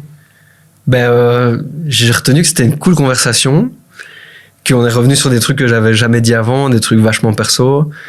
Je me demande si ça a créé de la valeur. Je sais pas s'il y a encore des auditeurs avec nous. J'espère que ça a pu les inspirer. Moi, j'espère qu'ils ont retenu qu'en fait, c'est important de bien se connaître en amont, comprendre ce qui nous drive, comprendre que ça va pas être facile, mais comprendre que a posteriori, c'est toujours plus facile et qu'on va beaucoup rigoler de ce qui s'est passé. Et ben, en tout cas, je leur souhaite un max de fun comme on a eu maintenant. Et je te souhaite bonne continuation parce que c'était vraiment kiffant, quoi. Trop cool. Merci d'être venu. J'ai trop kiffé. Et merci de t'être ouvert et d'avoir partagé tes émotions. Je pense que c'est ça, limite, qui a plus de valeur que l'aspect business. Donc, merci pour ça. Merci à toi. Trop bien. Bisous, abonnez-vous et à dans 2 semaines. Ciao, ciao. Ciao.